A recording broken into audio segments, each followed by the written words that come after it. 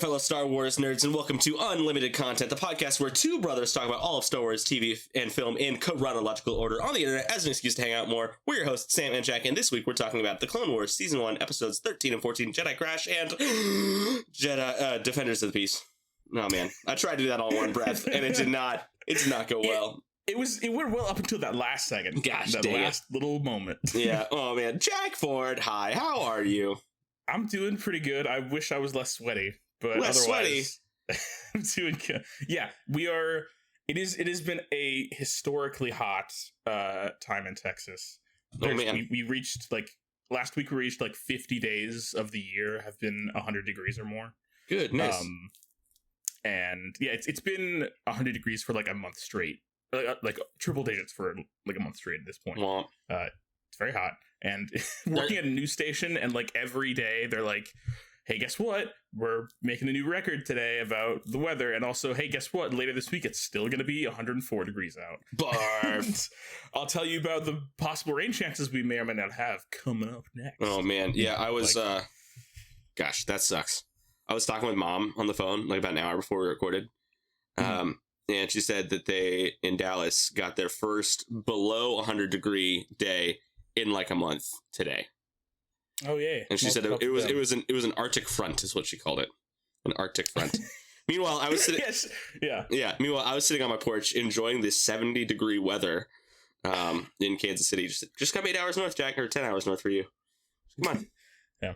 I have some friends who just recently moved to Denver. Ooh. And it is 68 there right now, and it's I'm happy for you. Yeah. I'm so happy for you. It is good. Good for you, not for me. Good for you, not for me. Yeah. And don't listen to the podcast, so I can talk trash about them probably. Yeah, or they should listen to it. Why don't they listen to our podcast, Jack? Because I don't know, they don't care about Star Wars. Maybe, probably. But they care about you. That's true. Come on. Do they care about you though? No. that's the rub right there. Yeah. Oop, there it is. So other than surviving sweltering heat. Oh wait, no. Wait. We have unlimited bills, Jack. I'm so sorry. How could I forget our unlimited bills? I just want to talk to you, but we have to pay the bills. Unlimited forgetfulness today. No.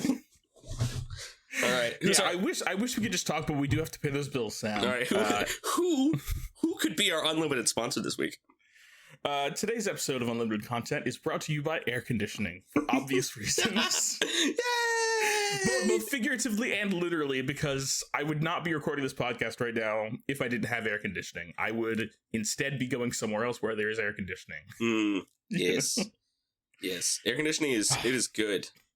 It is good. Yes. We love air conditioning. It's been steamy here up in KC. It hasn't been quite as hot, but it's been in the 90s up until today. Yesterday we got 3 inches of rain in 24 hours. Oh, it was nice. the rainiest day in history of Kansas City or something. It's oh wow. A stupid amount of rain we received in the last stupid amount of rain. Otherwise known as the working title for Attack of the Clones Episode 2. I don't know why I said it like that. It's Attack of the Clones. It's Episode 2 Attack of the Clones, not Attack of the Clones Episode 2. Yeah. It's the heat getting into my brain. It is, yeah. And every time I walked outside yesterday, I had to pull up my hood and say, I've just made contact with the Prime Minister of Camino. I just made contact with... Yeah. Yep. Anyway, thanks, air conditioning. You're keeping my house from being steamy because it's been so humid. It's been 90% humidity in my house. It's been that's unfortunate. Gross. Yeah. My apartment that I've been living in this apartment for a couple years now, but it has a smart thermostat, which is very nice. Those are nice. We have one too. Yeah, so I have it set to essentially if I leave within like half a kilometer of my apartment, it will change to away mode, which basically just cools it down to 85 degrees instead of the usual 68 that I have it at. And so that saves some bills, some electricity. And luckily when it's off like that, I don't usually lose a ton of coolness. It doesn't usually get too hot in here because my apartment is very kind of insulated. It's you got a ground floor. Yeah, I'm on the ground floor and I've only got 2 windows and they're kind of small. and so it's like I'm in a little cave. Yeah, So it is good for insulation, for sure. Yeah. Yep, that's nice. Yeah. Right. Well, Sam, what have you been up to? Sometimes we have not a lot to talk about, but other times we do have a lot to talk about. It looks like Sam has a bunch of things he wants to talk about this week. Yeah. So what's going on? A bunch of small things.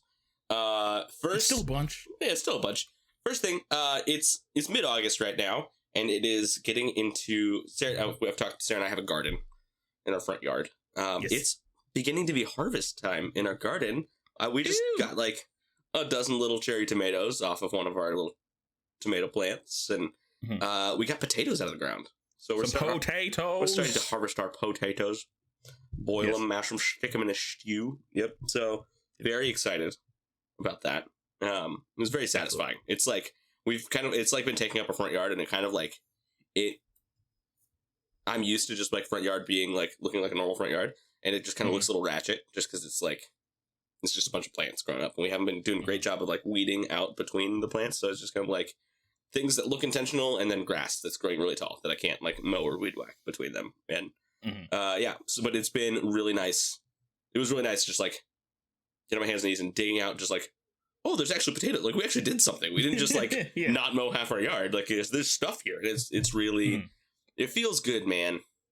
It feels good. It's like you put some away, and then several months later there's another thing there. I know. It's like magic. It is like magic. It's great.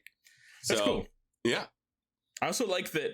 I think yards are dumb generally, at least the way that they're used in America, where it's like everybody just likes to have a small plot of land in front of their house that is just grass, and that's it, and maybe a few flowers, and then the same thing in the backyard.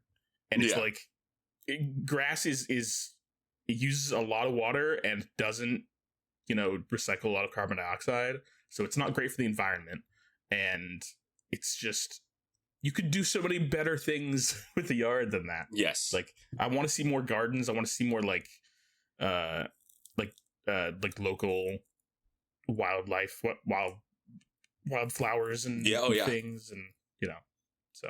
Yeah, we have a little wildflower patch in our front yard. I actually just recently mowed it down though because it was wildflowers are gone. It was just overtaken by weeds. So it was just kind of like time to start over. It was too wild. Had to tame it a little bit because. It was getting to the point, because we have it, like, next to kind of like we have raised garden beds on half of one side of the yard, and then the other half was just, like, wildflowers, and we couldn't get to the raised garden beds because the weeds and wildflowers had just kind of taken over, and so it was time, so we mowed it down, but we're past the pollination part of the season, so it's not like we're, like, not helping the bees or anything, because it was specifically, like, pollinator, like, wildflowers was like a big thing that we were doing just to kind of help save the bees.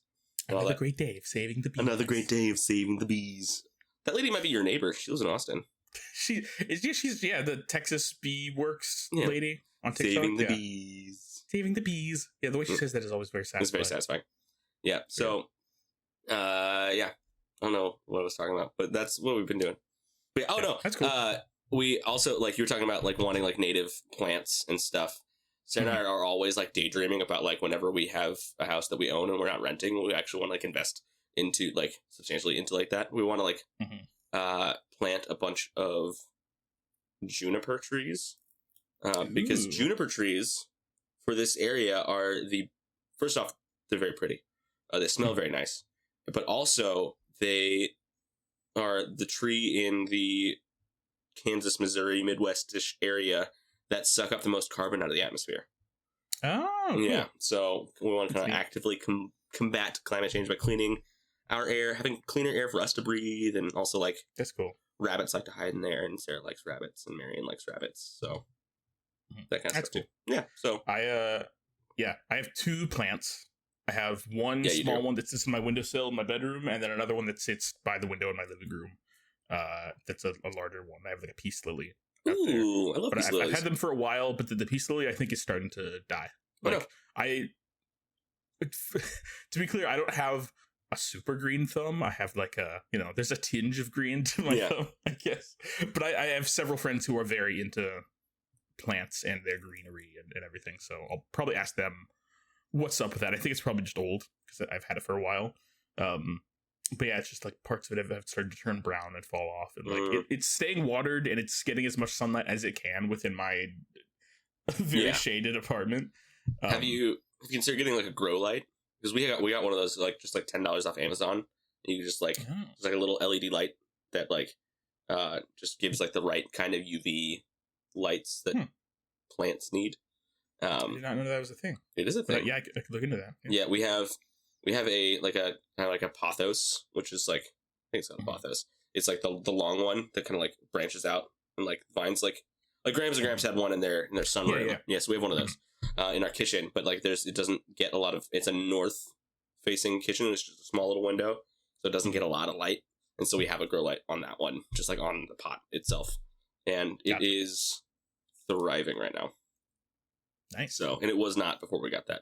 So, thought. Okay. Idea. Well, cool. Yeah. Yeah.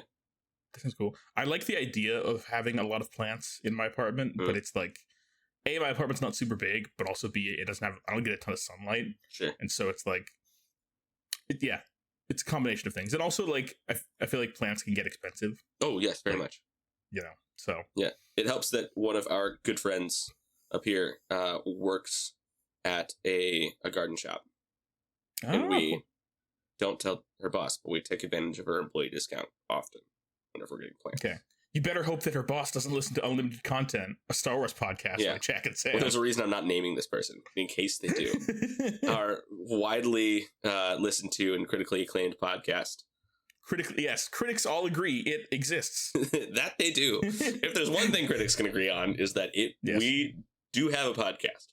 Yeah. The New York Times called it, it's certainly a podcast. The Washington Post is like, wow, man, it's really something, huh? All right, I'll talk to you later. All right, see ya. Big gulps, huh? All right, well, see you later. Yeah, that's exactly what I was thinking. All right, so garden, that's cool. The literal fruits of your labor, indeed, coming into your life. I was gonna say coming home to roost, but that doesn't make any sense. No, not quite. But it doesn't fit the metaphor either. No, I like the thought though. Yeah. Anyway, what's that? What else have you been up to, Sam? I've been playing my guitar more often. Oh, cool. In the evenings, trying to like unplug in the evenings. So I've been picking up my guitar, and I'm trying to learn how to play. I saw a TikTok one time of like this guy. Oh gosh, dropping things. Of this guy playing the Binary Sunset theme from like A New Hope, but like in kind of like a Western twangy guitar. Like I think you sent me that at one point. So I'm trying to learn how to play that right now because it's super cool, and it might make a cool like little intro music for the podcast. Ooh, that'd be cool. Yeah. So that'd be fun. I've been thinking about trying to put together like a theme tune or something, but I didn't have any like ideas really. Yeah. Like I've opened GarageBand a couple times and been like, I could do something, and then nothing happens. And then you do not. Yeah, I get that. And then I don't. Yeah. But if you have an idea, go for it. I mean, we'll see how this goes. I'm not very good at like the whole finger picking kind of thing, and I have a not very good guitar. So we'll see how it turns out. But I will try something eventually. Start watching Ted Lasso. Yes, season 3. Yeah, season 3. So we're halfway through season 3 of Ted Lasso. Cool.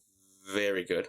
Very fun. Yeah. I like it. I like it a lot. I enjoy it very much. Yep. Yeah. A lot of just like positivity and. Oh yeah, it's good. It's a cozy kind of end of the day. Like Sarah and I, like we usually like have a drink and sit on the couch and just like that's like how we've been winding down for the night the last few nights. Usually watch like 2 episodes a night and then kind of call it. It's been real nice. Yeah, cool. Doing that. Other like small little random fun updates. Ahsoka's coming out soon, and I got an Ahsoka pop socket, and I have a blue iPhone, and now my phone just looks like Ahsoka, and I'm very happy. That's rad. Yeah, so it's cool. Big fan. That's that.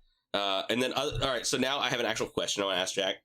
Okay. This is the last thing on my like list of things to talk about. So I'm still playing Tears of the Kingdom. I have not beaten the game yet. I'm like just kind of like at this point where like, do I 100% it before going to the final boss? Because I'm this far already. Like I'm like probably 80% of like all like the shrines. Mhm. I have like a couple light roots left in the depths, like 2 or 3. Wow. And I have a lot of the outfits. I've done a lot of the side quests. Mhm. At what, like, do I just like commit to like doing all the It's a good things, question. or Like- should I just dive in and go beat Ganon? Because I know I can probably beat Ganon right now. Like, Oh no, yeah, you Yeah. absolutely could. That's the Yeah. thing, is that before you said you were like 80% of the way through, I was like, no, you should definitely just go fight Ganon. But then you were like, but you've already gotten this far, and it's like, because the main reason I was like, you should go fight Ganon now is that like the further along you get in terms of 100% of the game, the easier Ganon's gonna get, because you'll get more hearts and more stamina and yeah, because I maxed out my stamina wheel a long time ago, and I have like 3/4 of the hearts you could possibly get. Yeah, so like, I mean, I feel like the Ganon fight isn't that super difficult. Yeah, I've seen clips of it online. It does not look hard. Yeah, it's fun. It's fun. Oh, It's yeah. good. But like It looks like it's maybe easier than the Ganon fight in Breath of the Wild. I wouldn't go that far. Maybe. I mean, like, I don't know. I feel Because Ganon in Breath of the Wild, it took me 3 tries to beat that, and then it was done. I was like, oh, Yeah. okay. And I'm like, Yeah. not like, this is like the only game I play, so like I'm not like great at like playing video games. So I was like, Yeah. oh, okay, cool. I don't know. I feel like for me, Ganondorf was harder than Calamity Ganon. Okay. Not like by a ton. Like it still wasn't super difficult, but it was like, it didn't take me more than 1 try, I don't think. Got it. But you know, it's one of those bosses where it's like, it's more for the spectacle and the excitement of it than it is for the actual challenge of it. Got it. So what I'm hearing is I should so- probably just go for it. I think, I mean, either way, honestly, like, because it's not going to be, like I said, I don't think it's going to be super difficult either way. And if you want to like end it on a big climax, either you just go for it now or you wait to 100% it. But I think that if you like wait a long time, there's a chance, at least this would be my worry, like personally, I don't know if this is a thing for you, but I feel like I would hype it up too much in my brain, and then I would get there and I would feel disappointed because I had built it up for so long, of like, No, I'm not under any huge illusions that it's like going to be Okay. like this big, crazy thing, because I feel like I've already I feel like the big shock of the game is that Zelda becomes the Light Dragon. That's kind of like the big. The game's been out for like 4 months. Get over it. Yeah, I know. Yeah. That's kind of the big thing of the game. I feel like other than that, it's just like, all right, now we beat the bad guy. Done. Yes. So like, I'm kind of just like, do I, out of stubbornness, because I am a stubborn person, do I like just? I would say follow what feels fun. If you are getting bored of exploring and stuff, I would say go fight Ganondorf and then, you know, come back to it later when you're like more excited about doing stuff. Fair enough. Because that's what I've been doing. Is I did a bunch of side quest stuff and things on the side while going through the main story, and then once I got to the point where it was time to fight Ganondorf, I was like, okay, I'll do it. And then I went and fought Ganondorf and I beat the main story, and I haven't really done anything with it since, but I am looking forward to going back and getting back into the world and exploring more stuff, because there's a lot more stuff to see. Yeah. Another thing I am considering is that like the school year is starting up soon, and so like youth ministry is starting up soon, so my life's about to get a lot busier. And so I'm just like, I also kind of like feel like I have a time crunch a little bit, like self-imposed, but like I'm not gonna have as much time to play this game as I do right now. Gotcha. So we'll see. Probably by next recording of the podcast, I'll probably have beaten the game. I'll probably have I'll have beaten Ganon. Yeah. Let's be honest. So that's probably what I'm gonna do. But I feel like getting to Ganondorf. What's the difference? No, I wasn't correcting you. I was going to say Ganondorf, voiced by Matthew Mercer in the English dub. Is there a difference between Ganon and Ganondorf? Ganondorf is the man. Ganon is like the spirit that keeps yeah. So like Ganon is like I think the idea is that Ganon is like the reincarnating spirit thing, okay. and like whenever Ganon's a creature, that's Ganon, but Ganondorf is specifically the Gerudo man. version of him. That makes sense. Okay. I'd never put that together. I like that. Okay. Cool beans. Yeah. It's all semantics. So whatever. Yep. I had another thing. It's gone. It's gone. Oh, I feel like getting to Ganondorf is almost harder than... will almost be harder than, like, the final boss itself. Because, like, there's, like, a bunch of, like, critters down there. And, like, there's, like, a silver Lionel just, like, out of nowhere. But it's, like, in the depths. Mm-hmm. So, like, you take gloom damage. And, like... So I've just been stocking up on, like, gloom cures. Like... Yes. I feel like that's the only way I'm going to make it through. I think I agree. Thinking back to my experience with it, I think the more challenging and also kind of exciting part of it was the lead up to Ganondorf, was like getting to him and going through the depths, and because it is kind of like run the gauntlet to like. Yeah, it's a mostly sort of linear gauntlet underground, going through a bunch of different areas with a bunch of different monsters and fighting those, and it's fun. It's like an exciting, like, sort of well-paced lead up. You know, they're kind of building up to like, oh, you're gonna find Ganondorf, but here's all these other enemies leading up to it, and it's I don't know, it's well-paced, and it's good. I feel like I'm not talking great today, but also I haven't eaten in a while, so I think I'm like, that's not great, a little bit off my game at the moment. Check. I'm fine. I'm gonna eat dinner right after the podcast. Yeah, you will. This is my lesson. I think like that's my favorite part about Breath of the Wild and Tears of the Kingdom, is just getting to go like the dungeons and exploring, getting to see things. Like the kind of the experiences between things tend to be more exciting than the climax moments. You know, at least generally, I feel like it's more interesting. The moment to moment and the like getting to solve puzzles and, you know, fight an enemy that came out of nowhere that you didn't expect, or discover something that you didn't know existed in the game. Those are the moments that are most exciting to me about Tears of the Kingdom, as opposed to like the bosses are fine. They're good for the most part. I enjoy those, but it's like, it's not the reason why I played it, you know? So. Yep. I get it. Well, anyway. Speaking of gigantic video games that came out this year. Is there another one? We're only allowed to have one gigantic video game a year. That's the rules, Jack. Everybody knows the there rules. are like 6 this year. Anyway. So just this past week, I started playing a game that just came out called Baldur's Gate 3. I've heard of Baldur's Gate. I don't know anything about it. I've just like know that it's the new thing, I feel like. Yeah, so Baldur's Gate is a long-running video game franchise of, it's basically Dungeons and Dragons, but as a video game. Oh. And so, you know, you go through a fantasy world, you control a party of characters, and you know, it's basically, you're playing through a game of Dungeons and Dragons, except the computer is the DM, and you still like do dice rolls and stuff that's just all virtual. And yeah, it's just Dungeons and Dragons, but it's a video game, and they're very critically acclaimed and beloved. But it's been a long time since a new one came out. The first one came out 25 years ago. Oh my goodness. Yeah, and then came out in the 90s. Yeah, I believe Baldur's Gate 2 came out a couple years after that, like 2 or 3 years after that. And so this is Baldur's Gate 3. This is like, it's been a very long time since I think there's maybe been some spin-offs or like some kind of middle entries in between now and then, but like a whole chain of memories kind of thing. Yeah, chain of memories. Yes, that's our one point of reference for weird spin-offs. That's all I got. Yeah.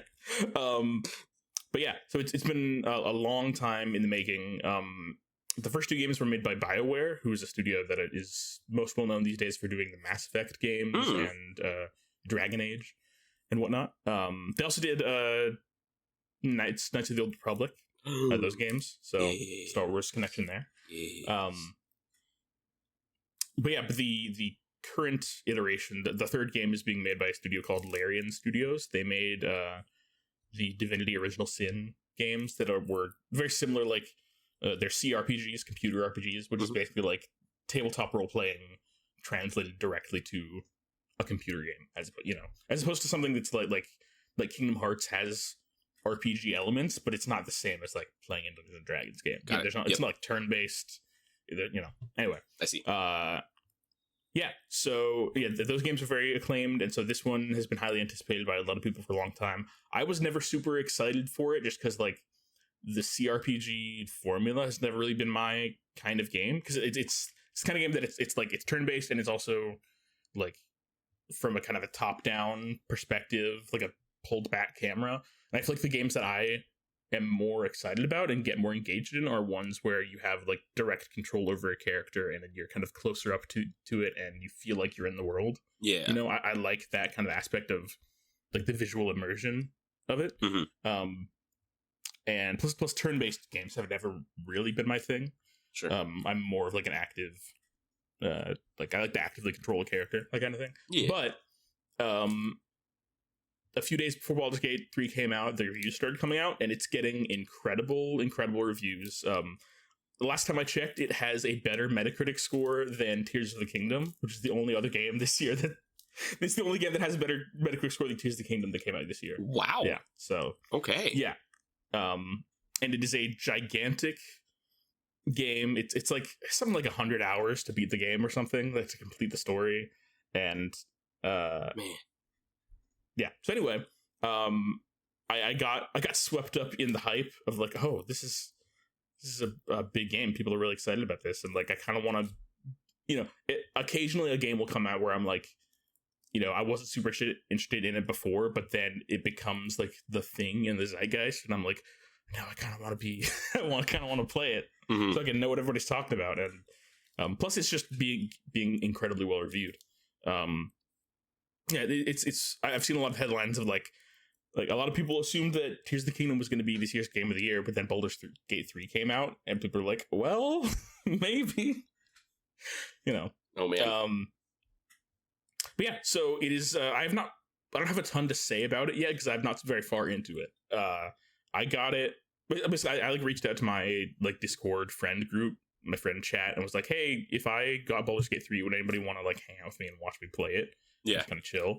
And I had 3 other friends reach out and be like, actually, we'd be willing to play it with you if you like, because there's a co-op mode, because you can like play up to 4 players can play together as if they're playing Dungeons and Dragons campaign together. That's so cool. Yeah, so me and a few of my friends, we all got the game and downloaded, installed it, and then sat on Discord for a few hours and played a little bit of it.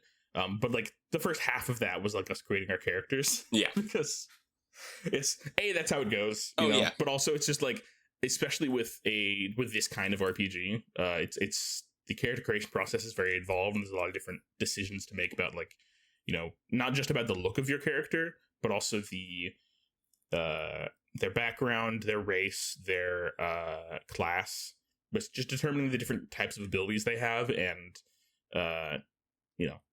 determining like aspects of your character that actually influence how the game plays and the role-playing aspect of it and everything. So so there was a lot of that. I ended up making a is it a dwarf? No, it's not a dwarf. What's the there's like 12 species. I have to remember which. Hold on. I'm googling the Baldur's Gate species list. Okay. Gnome. That's what it is. I'm a gnome. I love that. Anyway, I love that you're a gnome.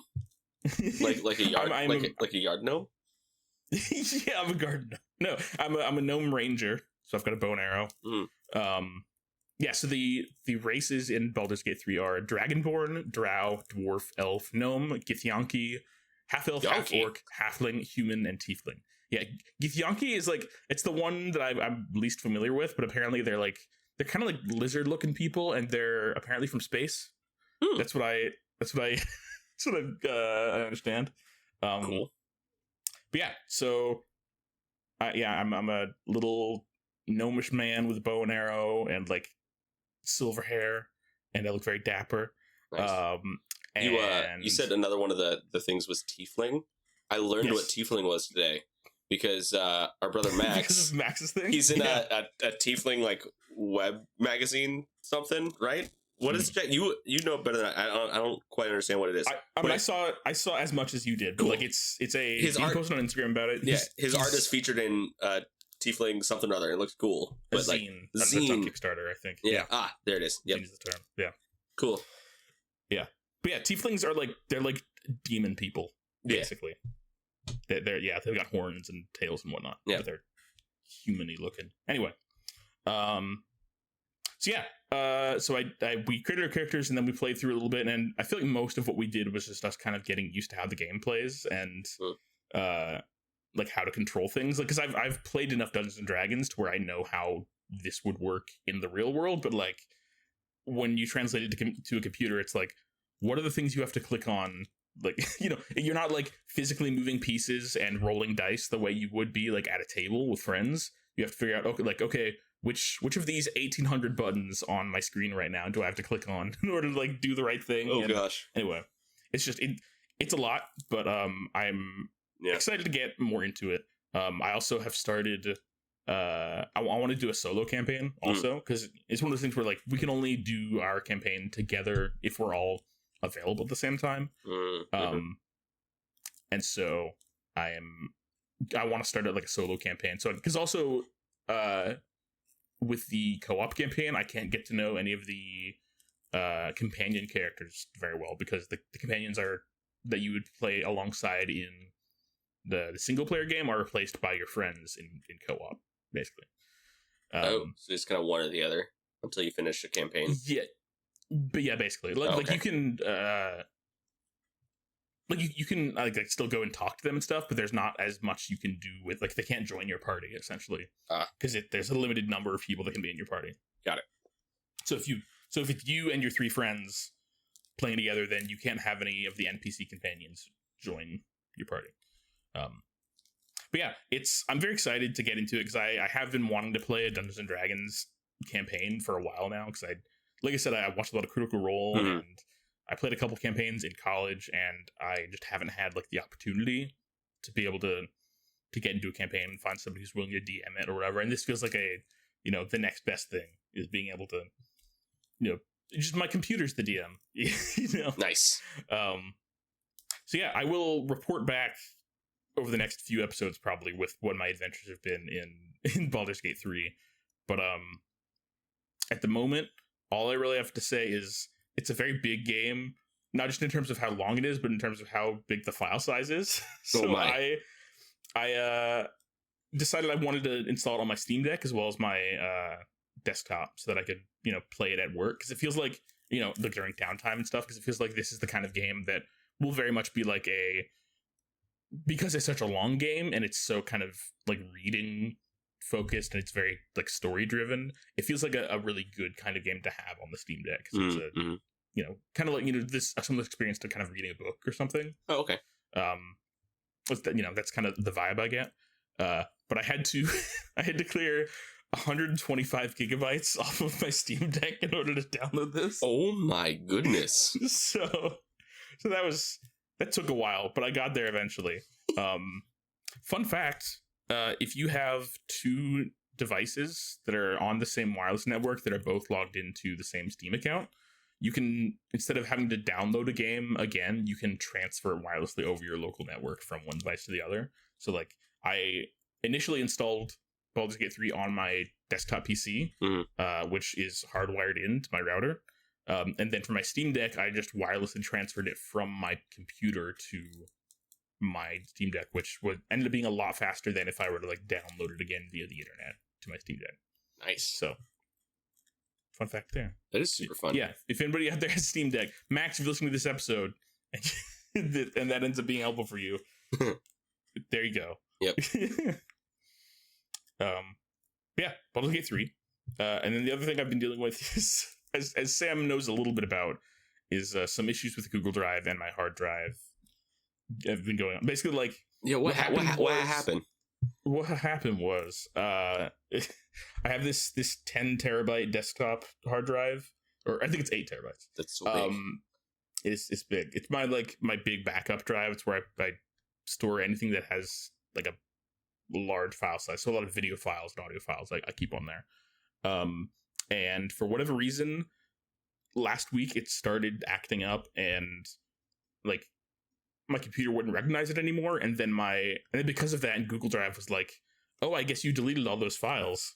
And so then so Jack messaged me like Sunday night, Monday morning, something. I forget when it was. And it was like, hey, you forgot to make the album art for this one episode, which I did. And so I was like, okay, cool. So I went and made it, and then went to upload it in the drive, and it said the drive is gone. It was just like, the owner of this drive has put this drive in the trash. I was like, Jack, what's going on? It's just, and like, I got it like early that morning. Podcast is over. Yeah, I was like, oh no. It's like, because we still have like 4 or 5 episodes that are like in the can that we haven't like put out yet. So like, I was like, I don't know. There's probably not 4 or 5, but anyway, I was like, I don't know. Like, are those gone? Those 3? Oh yeah. See, there we go. I think. I'm just pulling numbers out of the thin air. I don't know anything. I'm not in charge. Yes, there are 3 episodes that we have recorded right now that are not out currently. Okay. Yeah. See, I'm not in charge of anything. I don't know these things. I just now you know. Now I know. But yeah, no, I much panic, and because I woke up early that day, and Jack was up super late, and that's when he messaged me the night before. So Jack didn't wake up until like noon or something, and there was a several hour period where you were like, I was just kind of like, podcast it's just in the back of my head, like, did we just lose 3 podcast episodes? 2 of them which are like guest episodes, and like yeah, no. So yeah, it was, everything was still on my hard drive. It's just my computer wasn't recognizing the hard drive, and so as a result, like, I have it set up to where my Google Drive folder is mirrored on my desktop. So basically, anything that I put into the Google Drive folder on my desktop gets uploaded to Google Drive in the cloud, and then anything I delete on my desktop also gets deleted in the cloud. So for whatever reason, my hard drive wasn't being recognized, and Google Drive interpreted that as being, I guess you deleted everything. So then it deleted everything. I was so scared. Luckily, Google Drive doesn't actually delete anything right away. It deletes it, but it goes into your trash can. It sits there for a month or something. Yeah, you've got 30 days to like restore it if you want. And so I just went back in and restored everything. But now it's doing this weird thing where like, anyway, so I unplugged my hard drive and plugged it back into a different USB port, and I think it's working okay now. It seems to be recognizing everything, but Google Drive still seems to be confused because it's re-uploading everything as if my old stuff is like. So basically, I have duplicates of everything on my. It's like I think my Google Drive is now like, it has like 190 gigabytes of stuff on there as opposed to like the 80 or whatever that it was at before. Oh no. So it's like, okay, so I'll have to go through and like carefully delete everything that's a duplicate.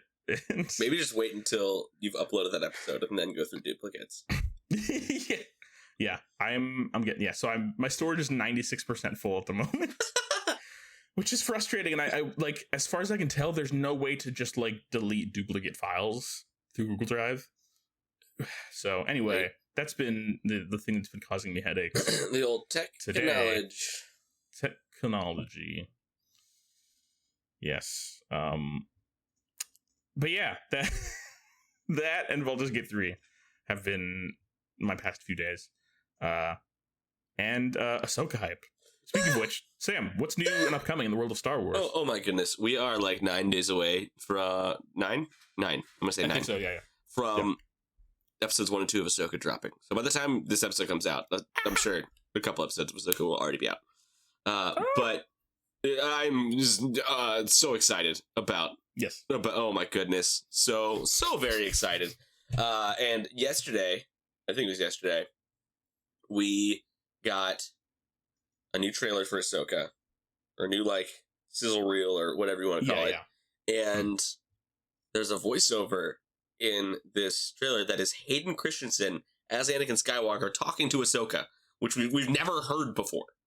Yes. So I'm this is literally the first time we've heard Hayden Christensen as Anakin talking to Ahsoka, I guess. Yeah. Isn't it? Like the first time I ever saw, like, I didn't like see this until like about 12 hours after it released, in like the like on like Star Wars like official like social media stuff. I saw it on TikTok, but it was like somebody watching it on their TV and recording with their phone. And so I was like, that just sounds like Matt Lanter. There's no way that's actually Hayden Christensen. Like that's just something that they just pulled that from a Clone Wars something. Like that was what I assumed. And then like I finally like sat down and like watched it on YouTube from like the Star Wars, and I'm like, oh no, that's Hayden Christensen. That's not Matt Lanter. Yeah. That's Hayden Christensen. So it's so exciting to like know that, because we've been talking some about this, about like how much is Anakin going to be involved in Ahsoka? And I guess we still don't know like to what extent he'll be involved, but we know that he will be now involved. that he's in it. He's definitely in it. Yeah. That Hayden Christensen is in it, and that's very exciting. That's so exciting. Like, yeah. I feel like it must be like a flashback to Clone Wars era, right? It has to be. So or what could be cool? Force Ghost. He's a Force Ghost. We know he's a Force Ghost. Like by this timeline, it was only like a year or two ago. Yeah. So so we could very easily get him either as a flashback or as Force Ghost action. Although that would be interesting to like, because I don't think we've like have Anakin and Ahsoka spoken since he died. Like have they spoken via the Force or anything? We don't know, right? So that'd be interesting to either find out about have they spoken already, or to see that first meeting of like, I don't know. That'd be wild. It would be very interesting to see like what is a conversation between Anakin and Ahsoka post him being Darth Vader. Like what's that? How do you start that conversation? Yeah. Know? Oh man, it's like So you were Space Hitler for 20 years. Do you want to talk about it? Yeah. Yeah. So that's something. Yeah. Oh hey Snips. How's it going? Hey Sky. No. Hi. That would be less than ideal. Yeah. Anyway, I'm very excited, and the preview clip that's kind of from there's like a bunch of interview clips of like the showrunners and like Dave Filoni and Jon Favreau talking about Ahsoka as a character, and also talking about the legacy of like masters and apprentices in Star Wars. Yeah. Both with the Sith and with the Jedi, and they've pretty much explicitly say like this is going to like in the prequels we had Qui-Gon teaching Obi-Wan, and then Obi-Wan taught Anakin, and then Anakin taught Ahsoka, and now Ahsoka is teaching Sabine. Like they were very explicit about that. Like this is like she's the next in line, and then they showed some more shots with her the lightsaber. And it's like, Sabine's straight up like getting Jedi training, which is so cool. That's wild. Yeah, this is nuts. She got some during Rebels. Yeah, but like she basically could, like, wield the dark saber. She just she was taught how to use the dark saber. That's all.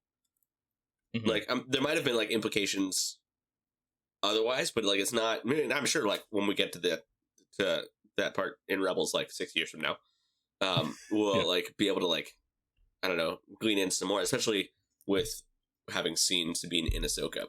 But like I don't know, I never got the impression from I've watched Rebels through twice, and I didn't necessarily get the impression that like that Sabine was Force sensitive. Yeah. But like I don't know, that's never stopped. Which is not to say that she can't. I mean, because we got every indication that Finn was Force sensitive, and that didn't pan out. So yeah. Oops. So that'll be interesting. Like, especially because, like, I mean, obviously this is a very different era from the Clone Wars era, but, you know, back in the day, they would have said that Sabine is way too old to be trained as Jedi. But now it's like, who cares, right? Yeah. So, but yeah, I'm interested to see, like, you know, to what extent is... Because, like, Ahsoka herself is not, like... I mean, famously, she's like, I am no Jedi. Yeah. And so I'm curious as to what this will...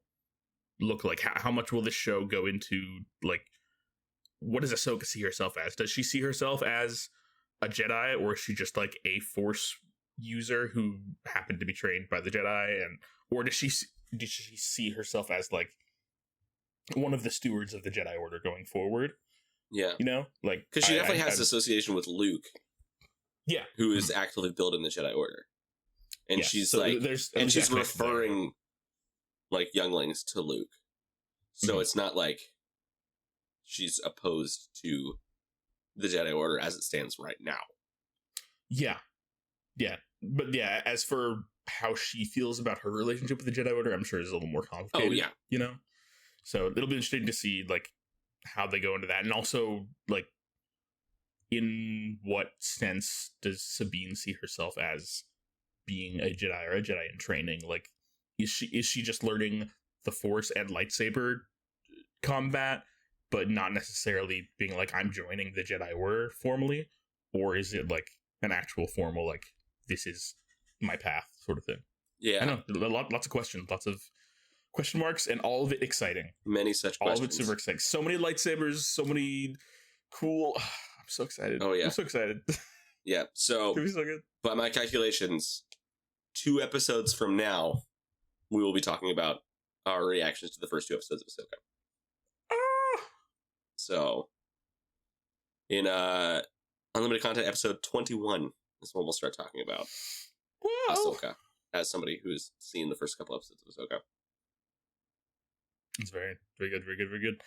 Rebel Season 5 hype! Whoop. Here we go! Whoop, whoop, whoop. Oh, so excited. Okay. Oh, yeah. Well, with that, I think it's probably time we move on to our main segment for the day, isn't it? We good? Yeah, we're good. Okay.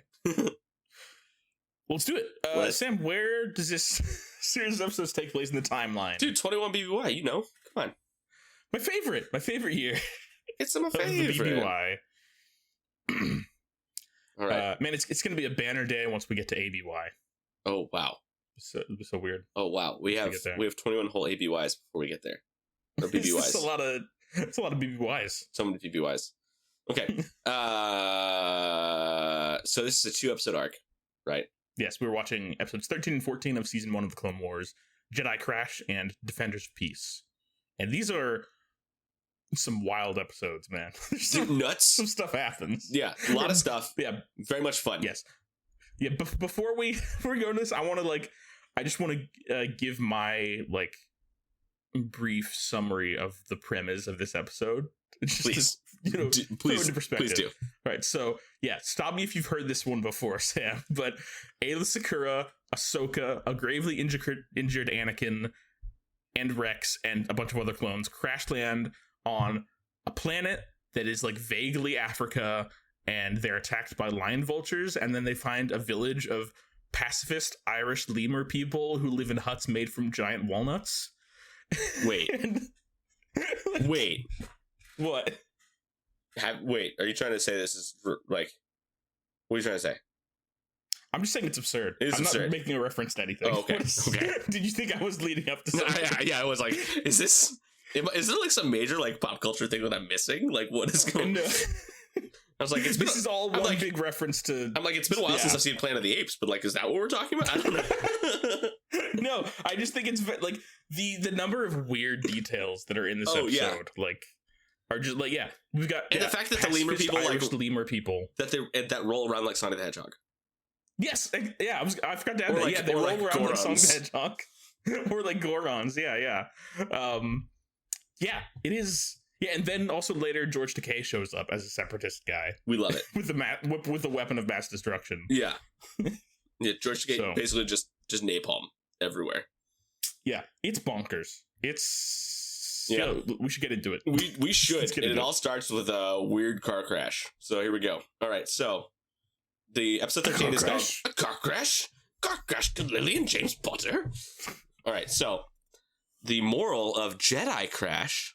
Episode 13 is greed and fear of loss are the roots that lead to the tree of evil. Whoa. There's some weird tree things going on here. So many tree things. Yep. All right. The Republic fleet is on the defensive and pushed to the brink.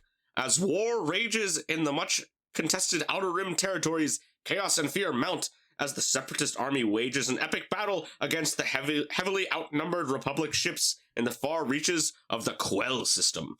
Anakin Skywalker and his Padawan Ahsoka race across the galaxy to aid Jedi Knight Aayla Secura, who is in the midst of a fight for her life as the sinister droid army closes in. This is the first appearance of Aayla Secura in Clone Wars. Yeah. I think so. Yeah. And I love that she is French.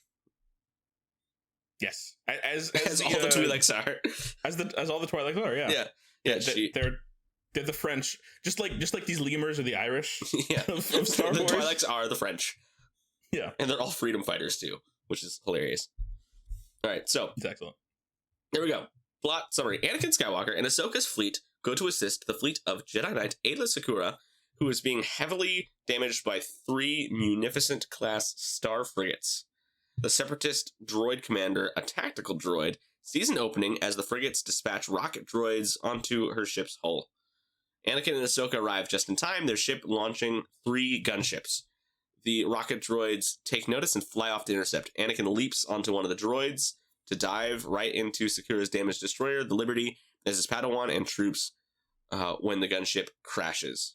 They rendezvous with Ayla before making their way to a cruiser in the lower docking bay, let me just first say, the Ahsoka and Rex and the boys taking this, like, Jedi, like, another, like, this clone, like, transport ship, and they just, like, ram through the hull of this, and then just jump off like nothing happened.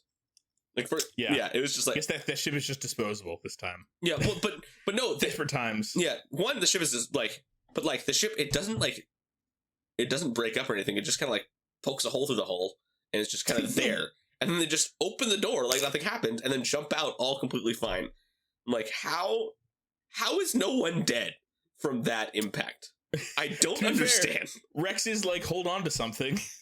Oh, so okay, so if you hold on to something, you can survive any crash. Is that what we're saying? I just want to be clear. That's what we're saying. I want to ask Sam, is this where you're drawing the line with Star Wars' stretches of logic? This is the final straw. Yeah, it's a step too far, Jack. It's a step too far. I'm out. My whole Star Wars fandom done. Because I was fine with the Force and the Irish lemurs, but this is... We're not even the Irish lemurs yet. The Irish pacifists... First off, there's no such thing as an Irish pacifist. No. Not for a second. What troubles? There's no such thing. Come on. What are you talking about? Anyway, let's continue the plot summary, Sam. Before we say something controversial that we can't take back. we can publish whatever we want, Jack. That's true. You are the editor-in-chief, so here we go. All right, so yeah, if something controversial goes out into the world, it's my fault, ultimately, everybody. Yeah, so. Yeah, Jack, you are my filter. Let's be real. If Sam says something cancelable, you have to cancel me also.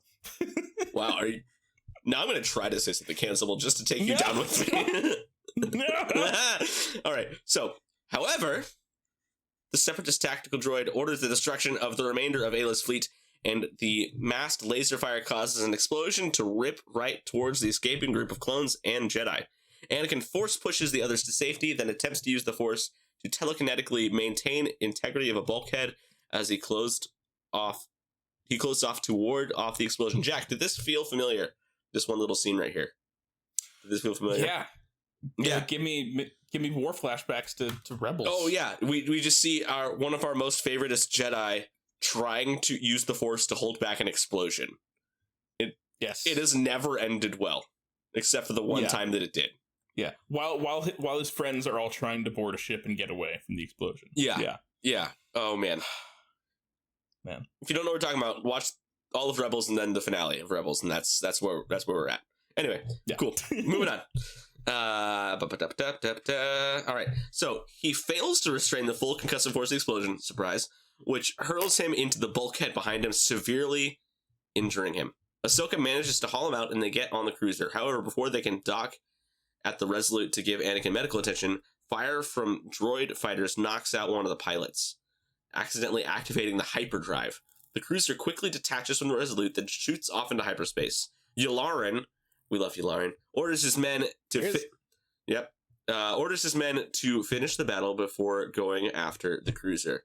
This also was silly. Why can't we turn off the hyperdrive? Like, that made sense to me. Like, I mean, like, I feel like it's very easy to be like, he landed on the, when he died, his head like hit the panel and it broke the panel or whatever. You know, like, okay. I feel like the idea of the they have a co-pilot. What's the point of a co-pilot? If you can't... Okay, but they're also, like, surrounded by fire and lasers and explosions. I feel like it would make sense. They train for this, Jack.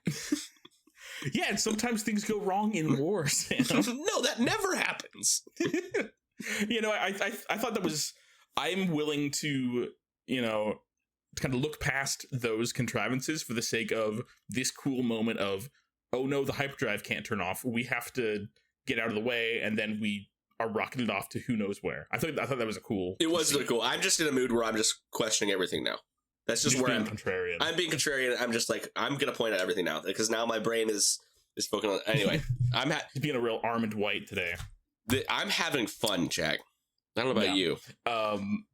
So yeah, before we move on, I want to talk a little bit about this opening sequence because this is a really cool opening sequence. It is. Like, this whole... Okay, the animation in this opening sequence is like some of the best I think we've seen so far. It was because it didn't feel choppy or stilted or like marionette puppet-ish. Like it felt natural, and I think this is the first time that like I'm watching season 1 of the Clone Wars and be like, oh, this could have been. You could have told me this was a later season. I would have believed you.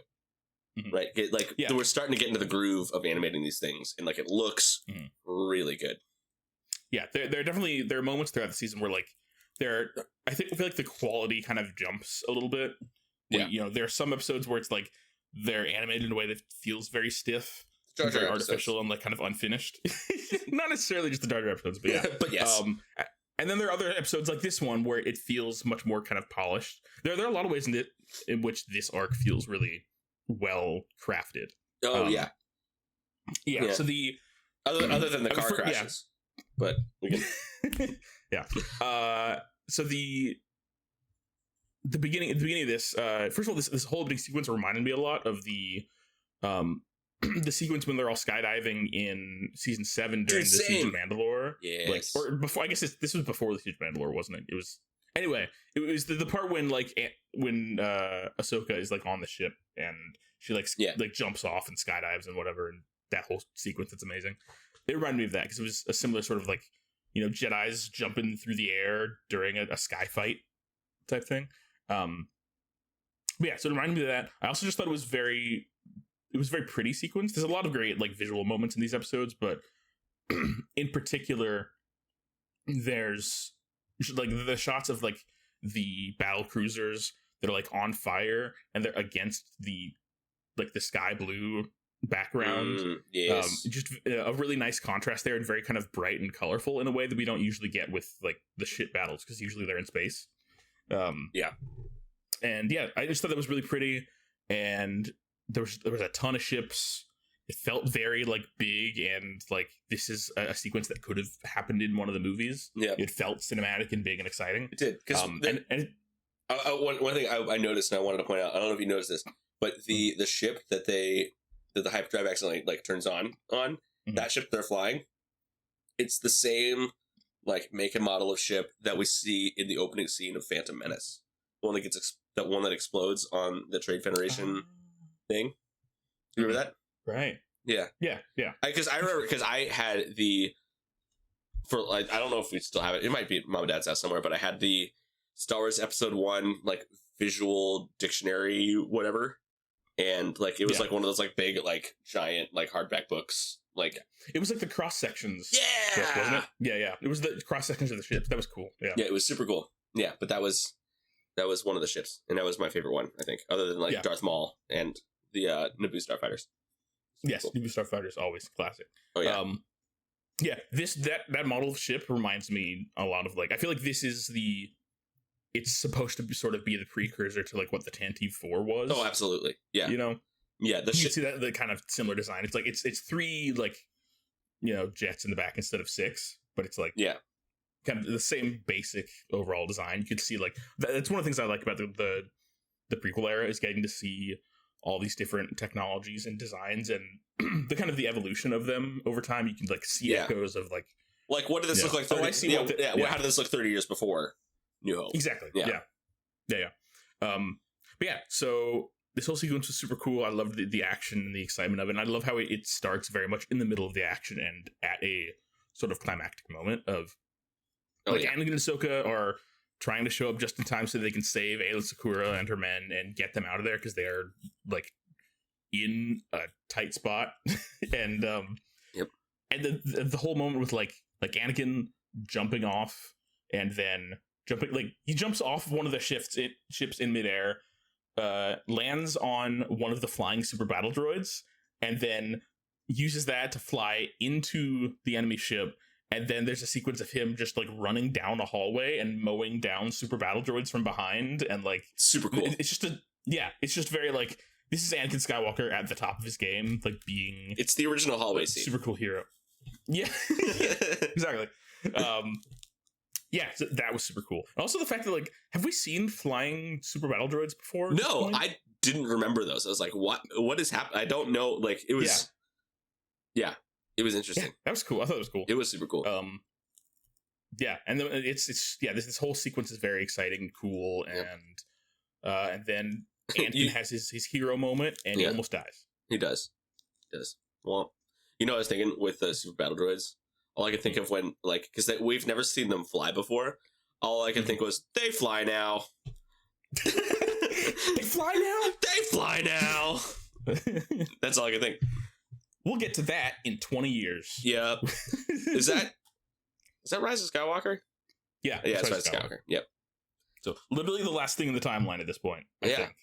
At least in terms of like film and TV. Yep. Yeah. There might be more like book stuff after that, or comics or whatever. But yeah. We're eventually going to get a movie after that, or like another trilogy or something, I think. Right, because there's going to be the Rey movie. Yeah, it's going to be Rey carrying on what Luke started to kind of continue to build up the Jedi Order, and hopefully Finn gets a little redemption. Well, he doesn't need he doesn't need redemption, but hopefully he has to do cool stuff. Hopefully they like actually do justice to his character. That'd be nice. Anyway, should we continue with this episode of the Clone Wars instead of talking about after the next Galactic Civil War? Yes. All right. So in hyperspace, the cruiser is set to run into a nearby star. Risking Anakin's life, Ayla orders all power systems, including life support, to be shut down to reset the navicomputer, which brings them out of hyperspace. However, the loss of gravity makes it difficult to restart power. Ayla uses the Force to flip the power switch, enabling them to circle the star, but their speed sends them crashing into a nearby planet of Maridun. Do we know how to pronounce that? Maridun? Maridun? Maridun? Maridun? I don't know. Maridun. All right, so we're going to call it Maridun. That's what we're going to pronounce it. All right, so once they crash land, they set up a camp from some of their wrecked ship's parts.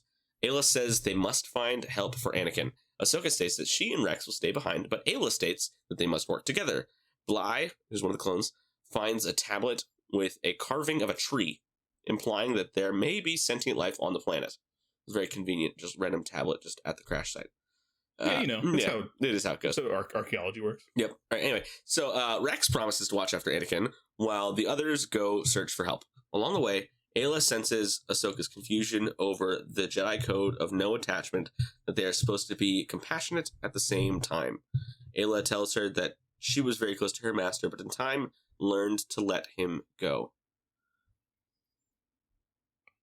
Yeah, I feel like this first episode is very much an Ahsoka episode, at least character-wise. Yeah. Oh, yeah.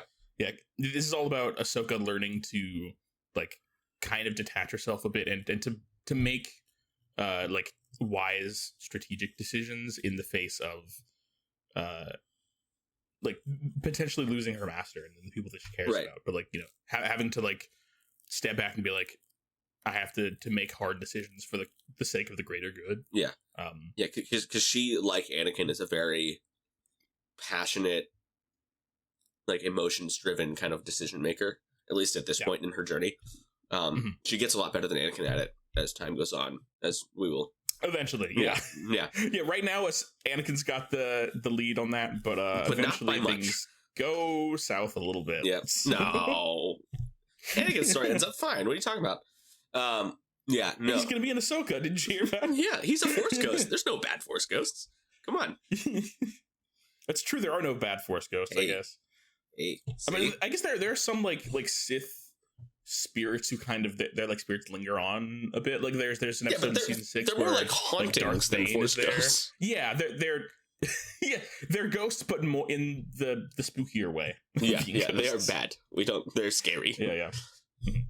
Yep. But yeah. So I don't know. It's like we're already kind of starting to see the tension of attachment and detachment in Ahsoka, because this is like definitely a theme that kind of keeps coming up a lot. I also think that like the idea of like not having attachments is one of the things that is kind of, at the very least, it's taken too far by the Jedi, I think. Oh, yeah. There's one of the ways in which the Jedi Order is flawed is that they cling to some of these strictures too hard and either take them too strictly, or they don't allow for kind of there's not balance there. They don't allow for humanity. Kind of nuances. Yeah.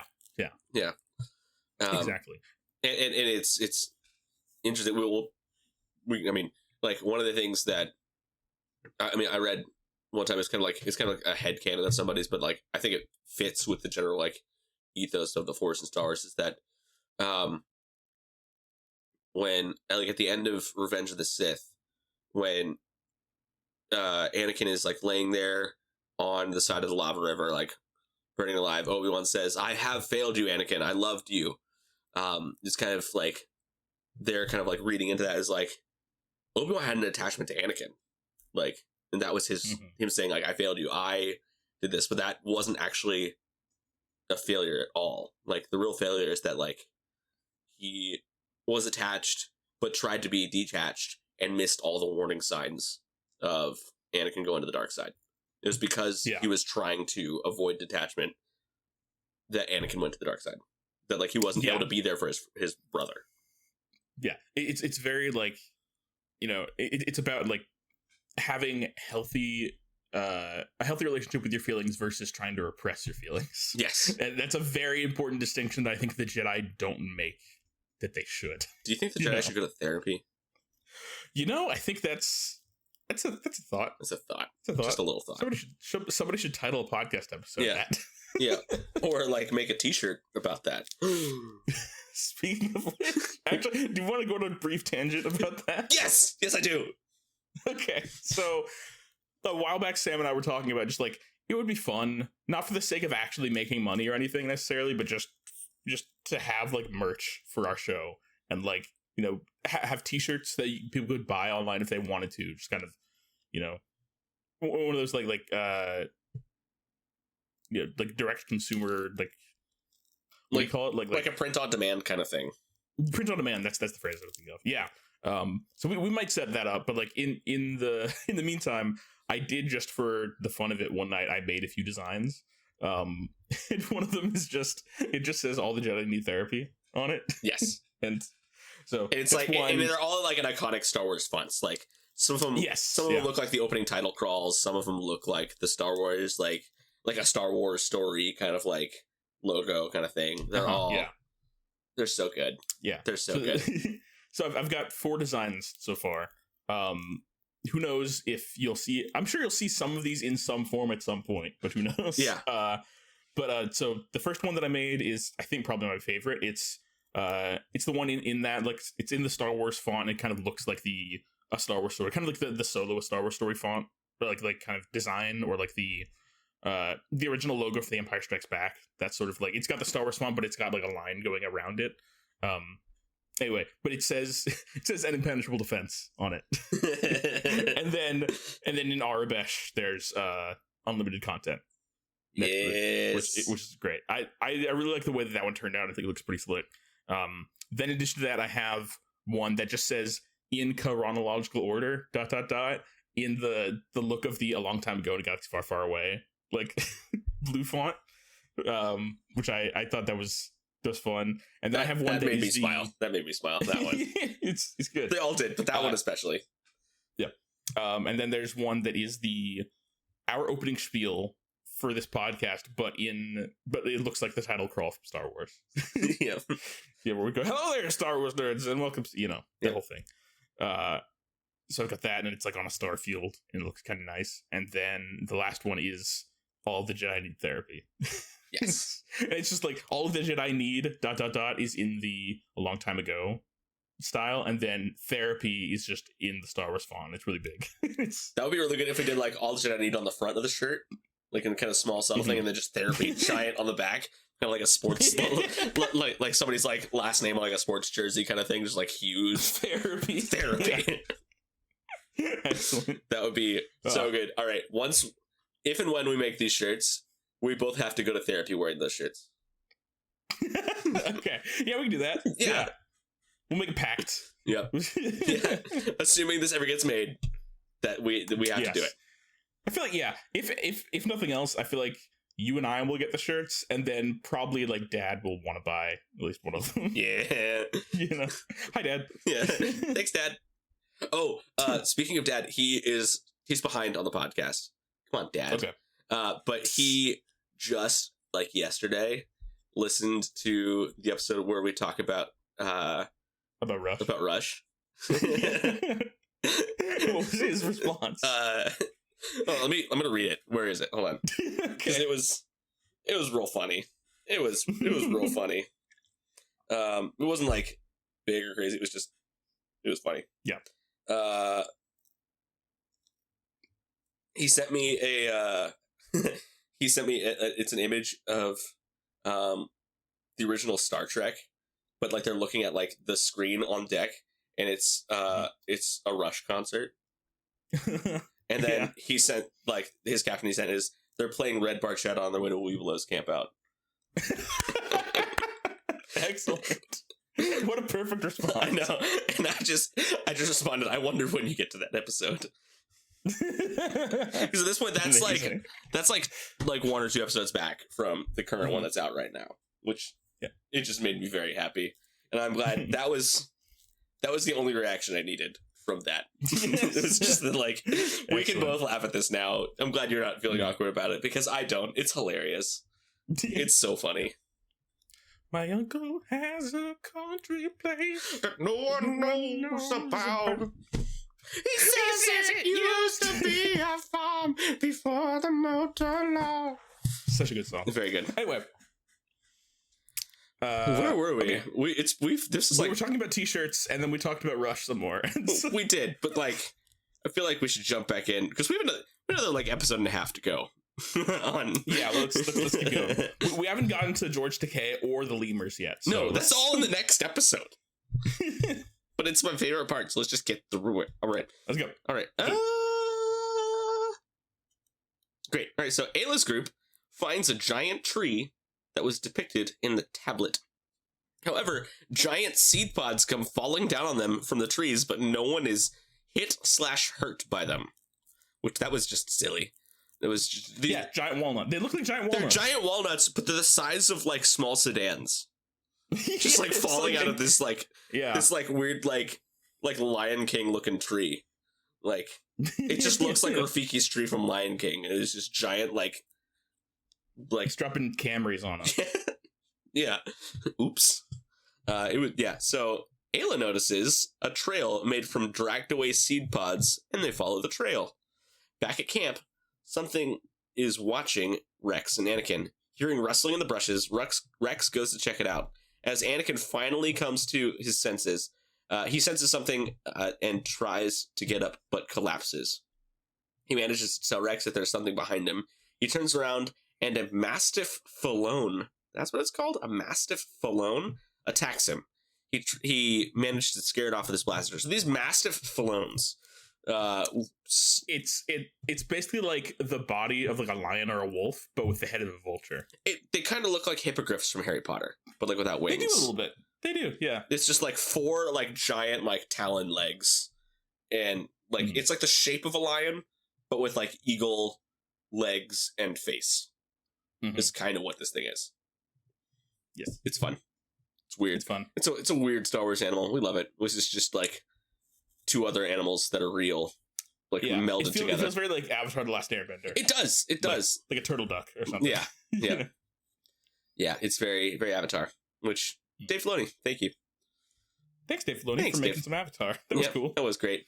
So, in a clearing, two more of the beasts attacked the group, killing Cameron, Lucky, and Flash. Wasn't very lucky. Before being scared off. Yeah, let's go.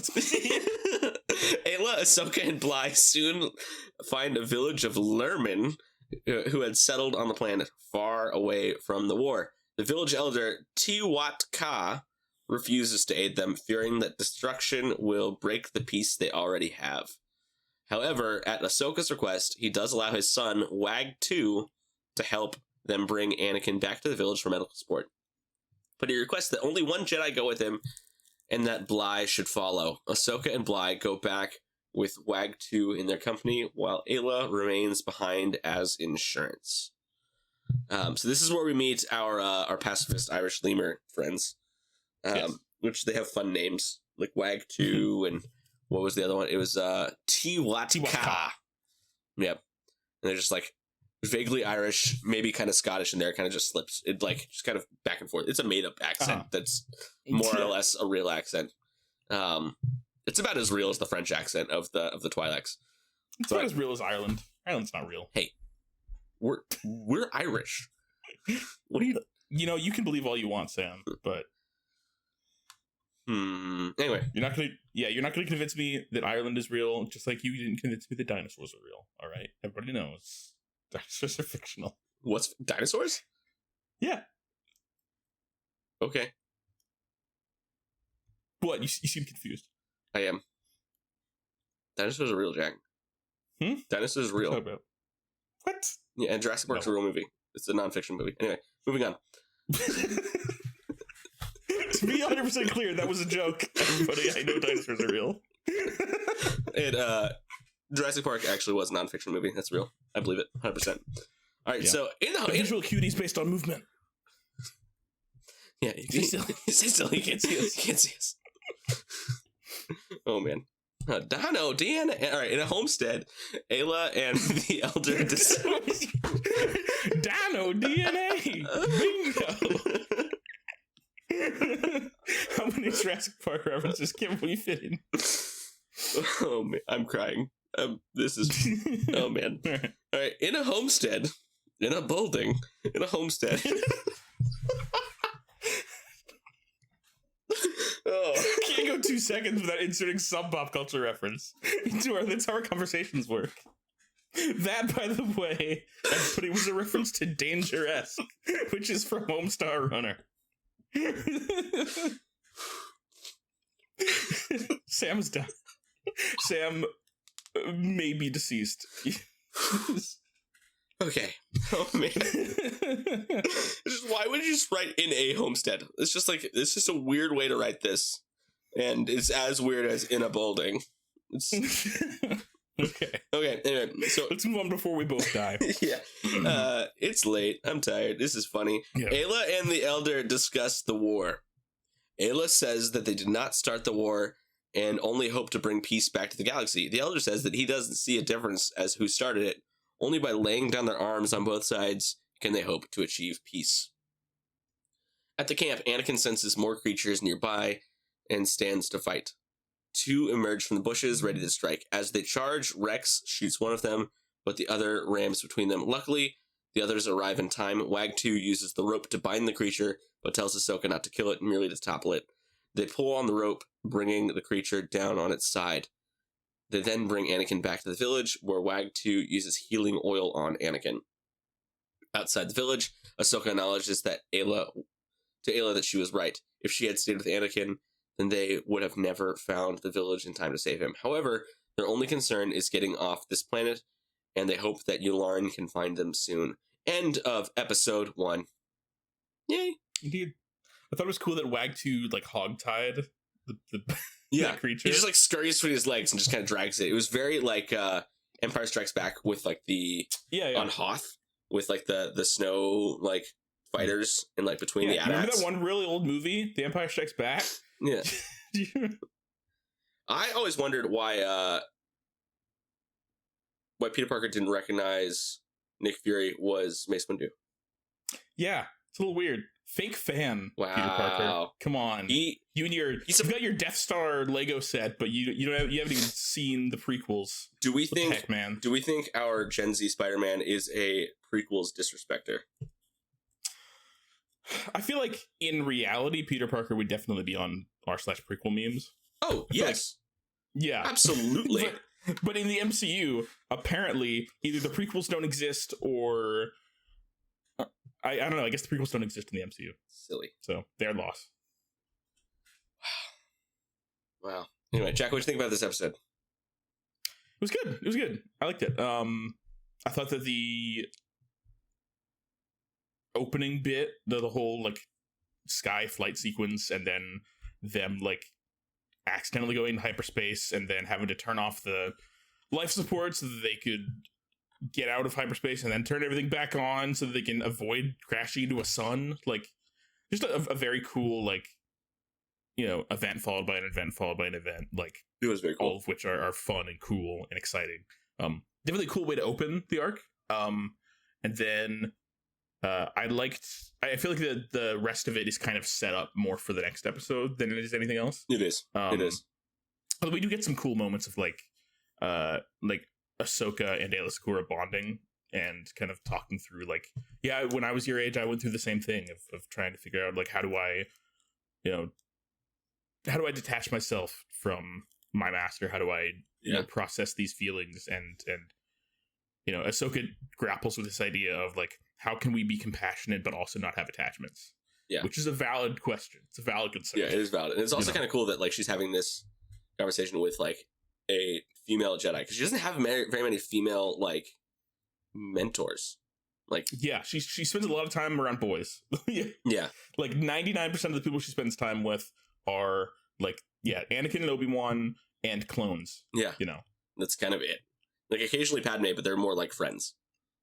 Yeah, and co-workers. So, that is cool. There's like the more like I think female Jedi focus we get in this series, the better, because they obviously don't get a ton. I mean, most of the Jedi, other than Anakin and Obi-Wan, and like also Yoda and Mace, like don't get a lot of play in the movies. Right. But yeah, all of those, like, are there any no, I guess Jocasta Nu speaks in the movies, but I think Jocasta Nu might be the only speaking female Jedi in the prequels.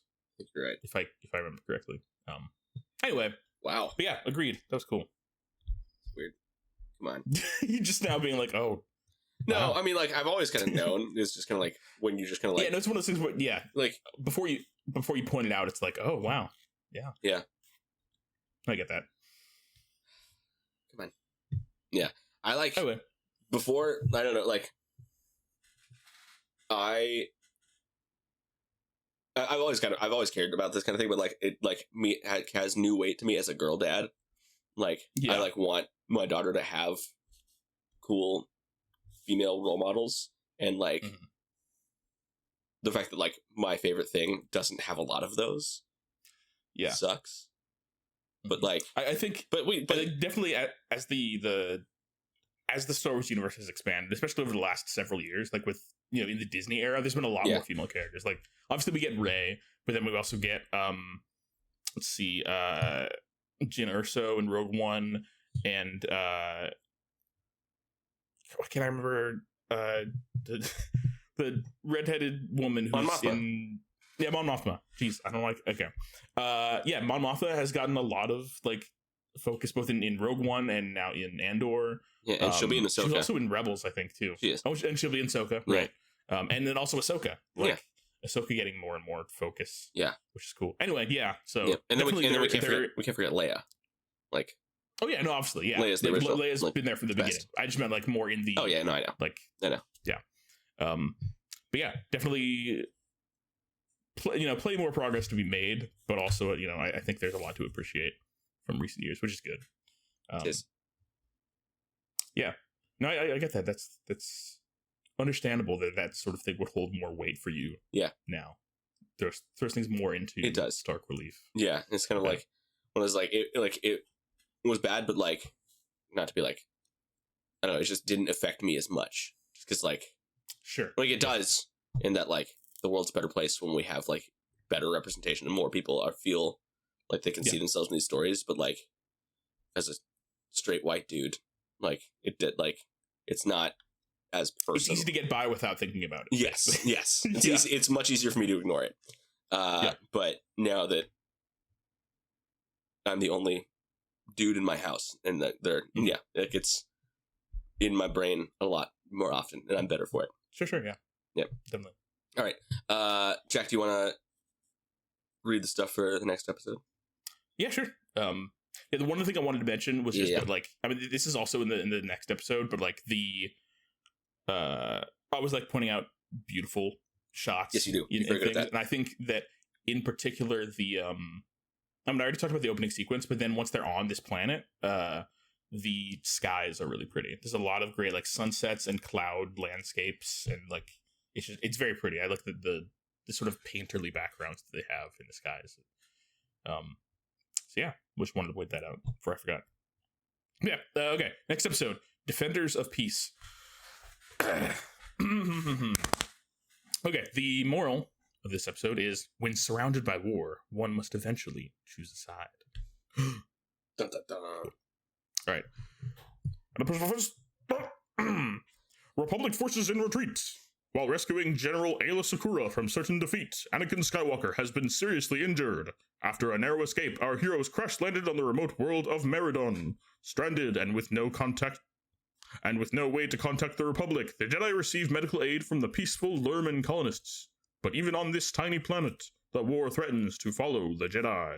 Dun, dun, dun. Da-da-da. All right, here we go. Are we ready? Are we ready for I'm ready for Lemur City. For Lemur City and George Takei? Let's go. All right, so as Anakin recovers from his injuries obtained during the Battle of Quell, Rex spots a separatist dropship which descends near the Lurman village. T-Watka goes to meet the newcomers while the Jedi escape to avoid the Lurman having to pay the price for their presence. The separatist commander, Lockdurd. That's George Takei's character. He imposes his quote-unquote protection upon the Lurmans and orders the village to be ransacked to secure his new colony. The Jedi, Rex, and Bly retreat into the tall grass. Wag 2 sends his friend Tub after them to watch their departure from the planet. Yeah, so Lockdurd, we've got a new separatist boy showing up with a bunch of the whole regiment of battle droids and asserting himself and being like, yeah, this place is ours now. Yeah. Yeah, and of course it's great to hear George Takei's wonderful voice. His wonderful in this character as guest star. Wonderful, warm, soothed, deep voice. We love it.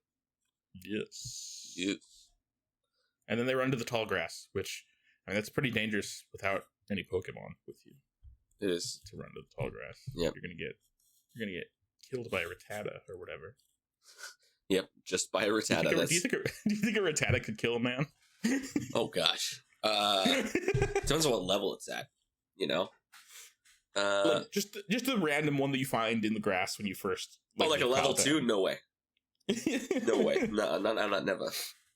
But if we're talking like halfway into the game where we like see a wild Raticate, different. Mm-hmm. Different. Those things are mean. They got big teeth. Big teeth, and they're huge. Anyway. Star Wars. Here we go. So as Anakin... Oh, wait, no. Here we go. The tall grass. In the tall grass, yeah.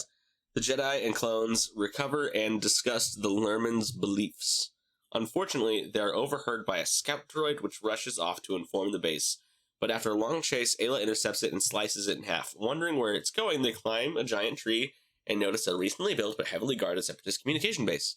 Anakin notices a shuttle, but the base is too well guarded. Also, they see separatists deploying some form of artillery, which Rex and Bly decide to scout up.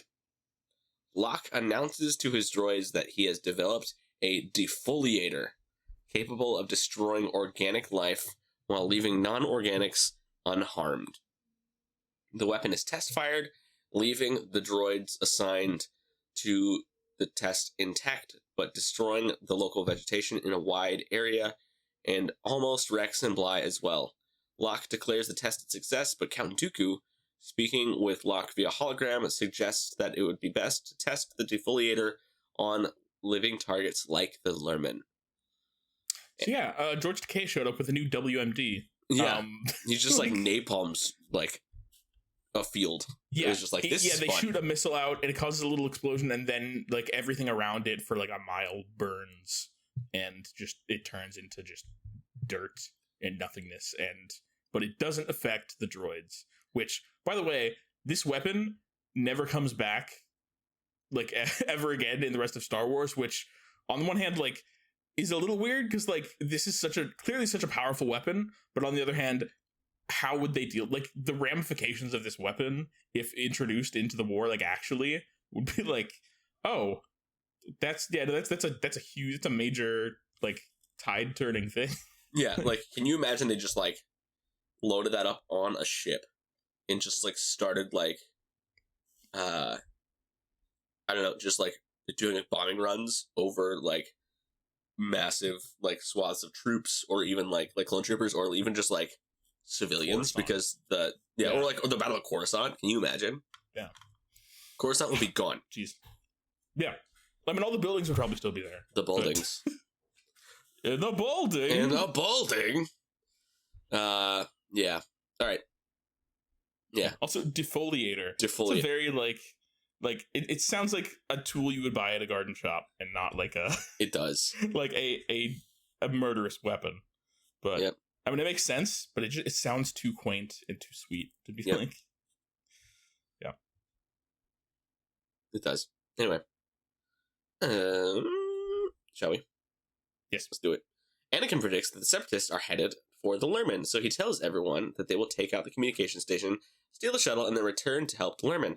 Ahsoka points out that Tiwatka didn't want their help. Anakin justifies that there is a difference between pulling innocents into a war and leaving them to extinction. Very true. Very true. Very true. It's like for a second I was like, Ahsoka, what the like. Yeah, I get it. They said they didn't want your help, but also they're all going to die. You saw what that weapon can do. Like, it's like, do we like respect their like vague but super strict like pacifist stuff, or just like and not tell them that there's a weapon of mass destruction coming like, their way? That's hey, if you could let these people know that a nuke is coming, but like telling them like violates some like vague religious something, like. Yeah. I feel like I, as a religious person, would want to know that there's a nuke coming for my face. Yeah. You know? We'll talk more in a little bit about the weird morality of this guy, of these lemur people, but specifically of the village leader and his Tiwatka. Right. All right, so the Jedi and clones use giant pods to build a barricade around the village and set up the shield generators, despite Tiwatka's stubborn protests.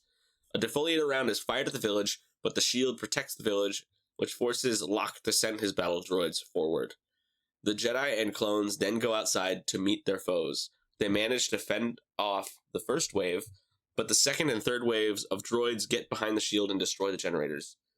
Defying his father, Wag 2 and his friends engage the droids, toppling them down to be decapitated. Meanwhile, Anakin destroys the defoliator cannon and slices his way to Locke, capturing him through levitation. As Anakin and his companions prepare to leave, Wag 2 and Tiwatka offer their thanks. However, the Elder says, I still wonder at what cost, as the Resolute and two other Republic cruisers appear in the sky. At what cost was my village saved? Yeah. I mean, okay, to be fair, that's a fair question to ask. I feel like, sure. You know, it makes sense to lament the fact that your people who wanted to be left alone have been forcibly brought into a war, you know? Yeah. But, like, also the whole, like, at what cost? Like, there was no... It was either you die now at the hands of the Separatists, or... And then you join the war, or, like, you know, it's they don't even have to join the war. Yeah. I don't know. Because we never hear about this planet again. So, yeah. Presumably, because this is just, one colony of people. It's not, a whole, they said that they've recently been there. They, went there to escape, I think, the Clone War. They have not been there long. This is, some random, habitable but uninhabited planet that they just decided, you know what, let's go as far away from the war as we can. Hopefully avoid it. And only by two, basically they got struck by lightning twice. And, that's, what happened, right? They got, the most famous Jedi in the galaxy crash lands on their planet but also unfortunate. but also a Neimoidian tries to test a weapon of mass destruction on this one small little community of people. Yeah, it's a very big coincidence that they just happened to show up and be like, yeah, this is the planet where we've decided to do this. Yeah. But yeah, it is very kind of like, he says, I still wonder at what cost when talking about his village being saved. And it's like, yeah, like his options were realistically like be massacred or be saved and also be somehow involved in this war going forward. And like the war had arrived. It had come for them regardless. Like, even if Anakin hadn't crash landed there, the Separatists would still be there, and then they would probably die. So it's like, they almost certainly would have died. Yeah. But yeah, so just, I don't know, the weird this guy's a stupid idiot. So, because on the one hand, I understand the want to be, to want to protect your people and to be pacifist and to stick to your convictions about what you believe to be true and right. But also, it's like, at one point, he like, there, for the most part, I was like, sticking with him throughout the whole episode. I was like, okay, I don't necessarily agree with you, but I understand your stance, and I get it. And then at one point, he's like, you know what? If we all have to die for the sake of our beliefs, then so be it. And it's like, these beliefs are way too, like you said, they're way too like vaguely defined to be something that you die for, right? Yeah. Like this is. If your beliefs are, if your beliefs don't support you like protecting your people, then what's the point of your beliefs anymore? Right. But also, like, he doesn't like it. Like he doesn't appeal to anything higher than like, just like, this is bad and we shouldn't do it. He's just like tradition. Basically. Yeah, it's just like higher appeal. It's like, this is what I've decided, and I'm not changing my mind. Right. Yeah. Like, no matter what it affects, like, the people that like I am responsible for. Like, I made up my mind, like, when we got here. I am not changing my mind now. Like, it's just like this, like, weird, random, rigid inflexibility. Yeah. And I think that, like, for this sort of belief, this, like, I want to be completely pacifist, and I believe that any interaction with combat and with war, even if it's just to defend ourselves, is, breaking that pacifist code, and therefore I don't believe it's okay. Like, that's I don't agree with that, but that's, a valid position to have, I guess. But if it changes once that thing affects other people. Yeah. Like, if he decided that he wanted to lay down his life for his beliefs, and he's like, I'm okay with dying. Okay, that's fine. Yeah. But also you have an entire village of people that you have a responsibility to. And it's not fair for you to like, be like, I'm going to be hands off and, I'm not going to intervene in this, like, because I don't want to get my hands dirty and I don't want to whatever. Like, if you choose not to take sides, then you are taking the side of the oppressor. And the oppressor in this case are the people that want to kill all of his people. Yeah. It's like, not to say that the Republic doesn't have its problems, obviously, but the alternative is them being massacred via napalm. Like, right. Yeah. Yeah. And like the fact that like he was like even saying like even like defending ourselves, not fighting back, just defending yourselves, like was breaking this pacifist. Like you mean to tell me that like if somebody was punching you in the face, you wouldn't put your hands up to protect your face because that like that's basically what he's saying. Yeah. Yeah. Yeah. Yeah. His logic is that defending yourself is tantamount to engaging in the war and to like validating it. Yeah.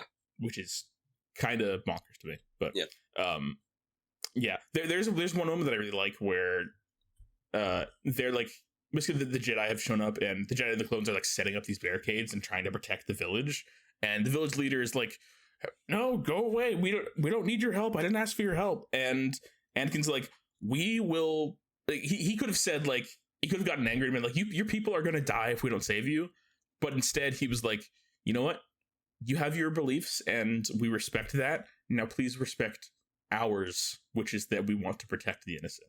Like, I feel like that was kind of like a classy way of going about that. Was saying, like, no, we're gonna defend you. Yeah, you know? That was the best possible like response. Is like, it is my like sincerely held religious belief that like I have a like responsibility and a duty to defend you, especially like when the people I'm defending you from are like my mortal enemies, right? Yeah. Like, and they're only doing this because like they are fighting a war that I am on the opposite side of, and so like it's definitely 100% Anakin's responsibility to do whatever he can to defend these people that like have been dragged into the conflict that he's part of. Yeah. So, man, favorite. Speaking of Anakin being cool, there's one moment when like they are, they're fighting all the droids that have come in and like, they've breached their force field, and the fight's going on in the town, and then Anakin runs off and injured Anakin, who's still recovering from his injuries, runs solo towards a group of like 3 tanks, dodges the blaster fire coming from the tanks as he just running. He just dodges them, and then he shows up and destroys these 3 tanks single-handedly along with the WMD. Yeah. Like, do you think that this is Anakin using force speed? I mean, I feel like it's hard to say, like, I feel like there's not a lot that Jedi do that isn't involved with the Force somehow, because I feel like that's part of how they see the world and part of how they interact with the world, and it's one of their senses. Is they're using a sense that the rest of us don't have. So it's like, I don't necessarily think that they're like I think in terms of like the reflexes, he's dodging things, and that's got to be Force stuff. As far as like, is he like pushing himself forward with the Force to go faster? I mean, probably. I don't know. What do you think? Yeah, because I mean, there is like it was kind of introduced a little bit in episode 1, but like never really used again. They use it once where they have that cool dash moment where they're like, let's go, destroyers. It's like this. Yeah, it's got to go fast kind of moment. They zip away. Yeah, they just like.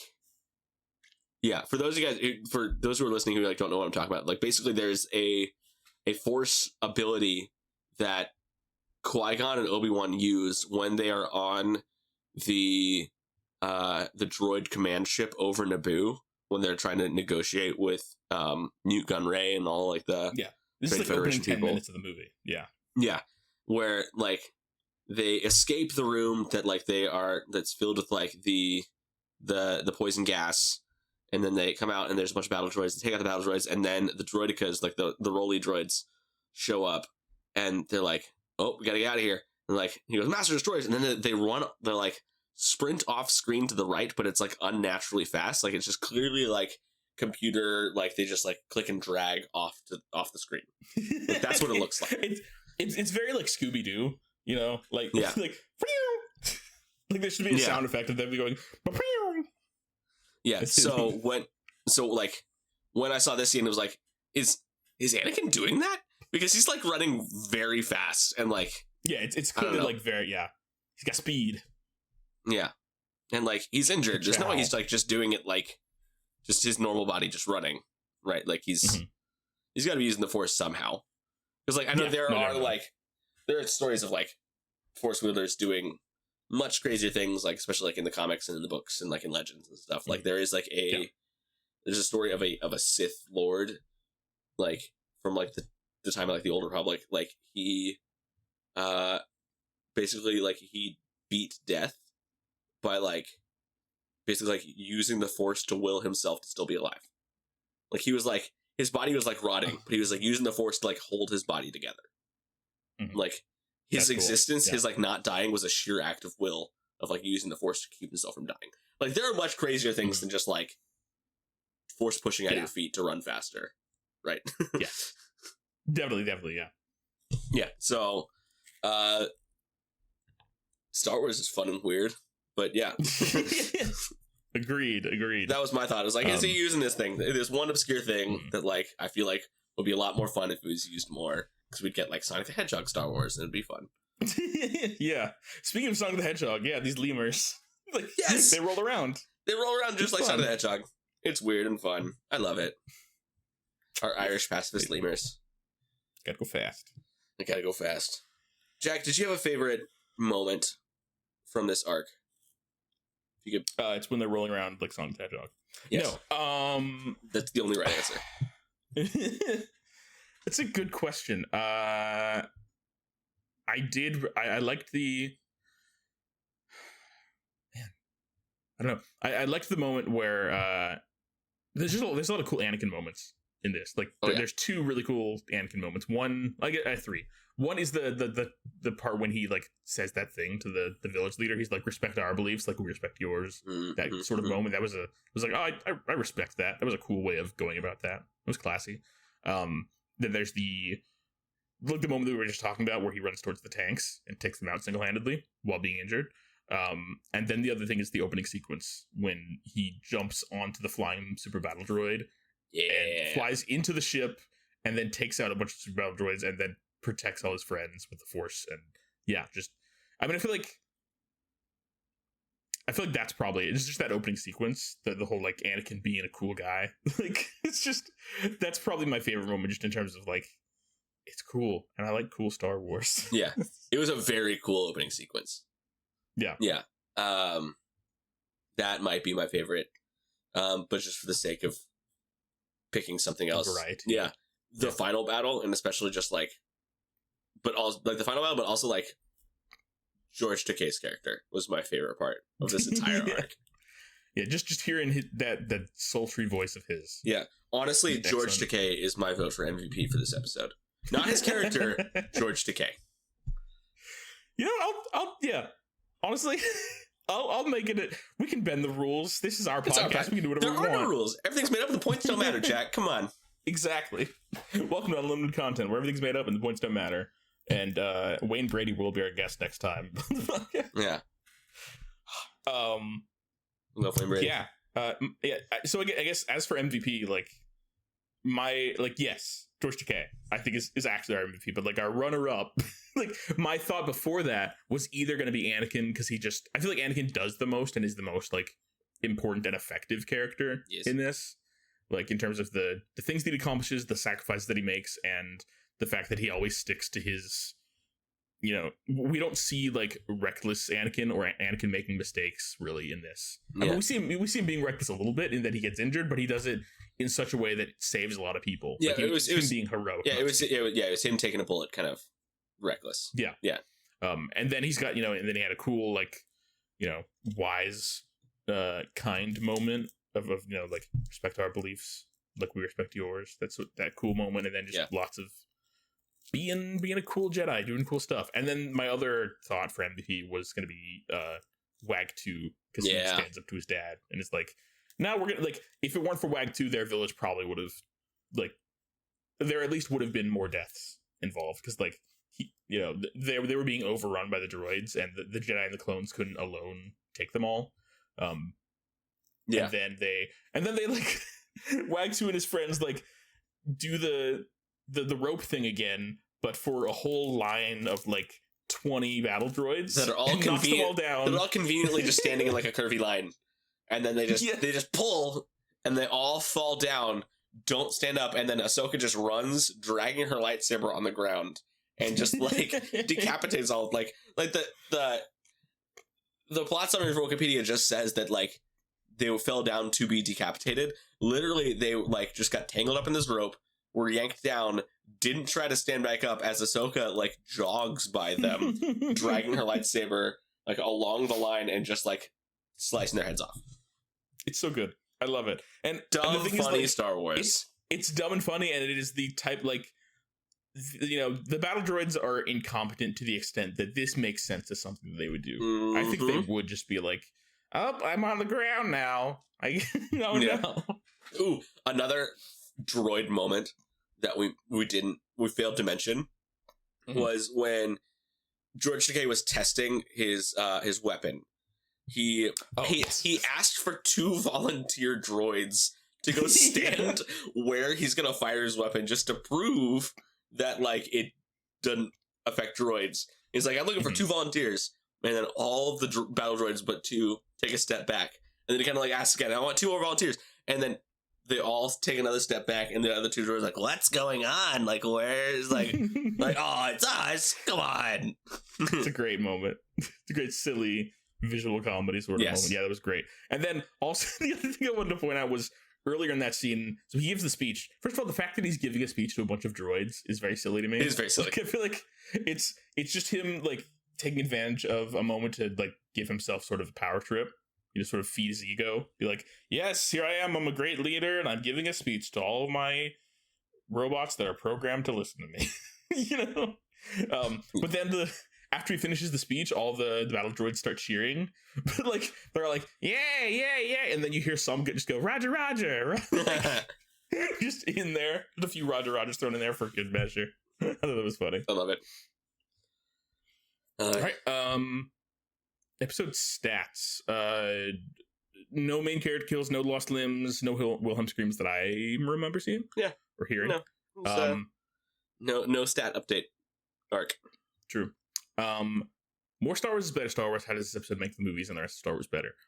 My first thought is the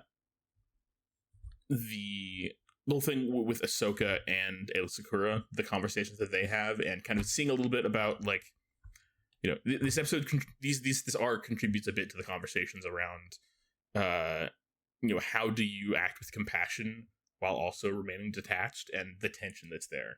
Because I think that's one of the main conflicts that Ahsoka deals with throughout the series and throughout her character arc is her struggles with some of the teachings of the Jedi Order. And also, I think this episode also demonstrates some of the like the ideas of like, how is this a just war, and is it justified that the Jedi are participating in this war and bringing other people into it? And yeah, so it kind of, this episode, you know, we don't get a ton talked about either of those things, but this episode in particular is I think a good example of, you know, specific ways in which both of those kind of problems and ideas are, you know, affect the people of this world. So it's very much like, I feel like if Ahsoka were to look back at her journey later on and be like, what are the moments that made me reconsider my place in this war and my place in the universe and the place of the Jedi and whether what we're doing is right?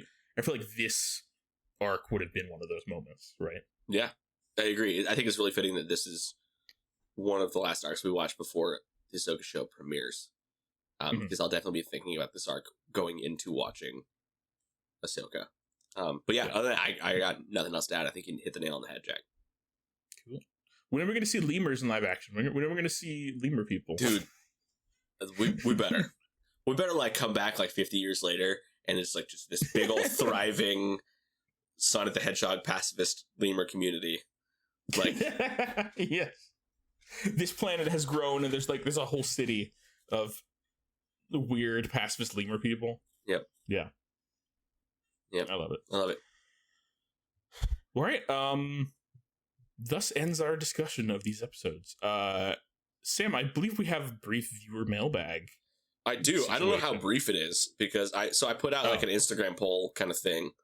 It was like, hey, anybody have any like things or like want to be shouted out on the episode?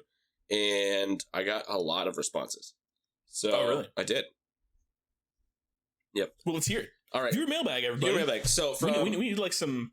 Once we get a theme song, we also need some jingles for each segment. Yep. We need like a welcome to the viewer mailbag. Yep.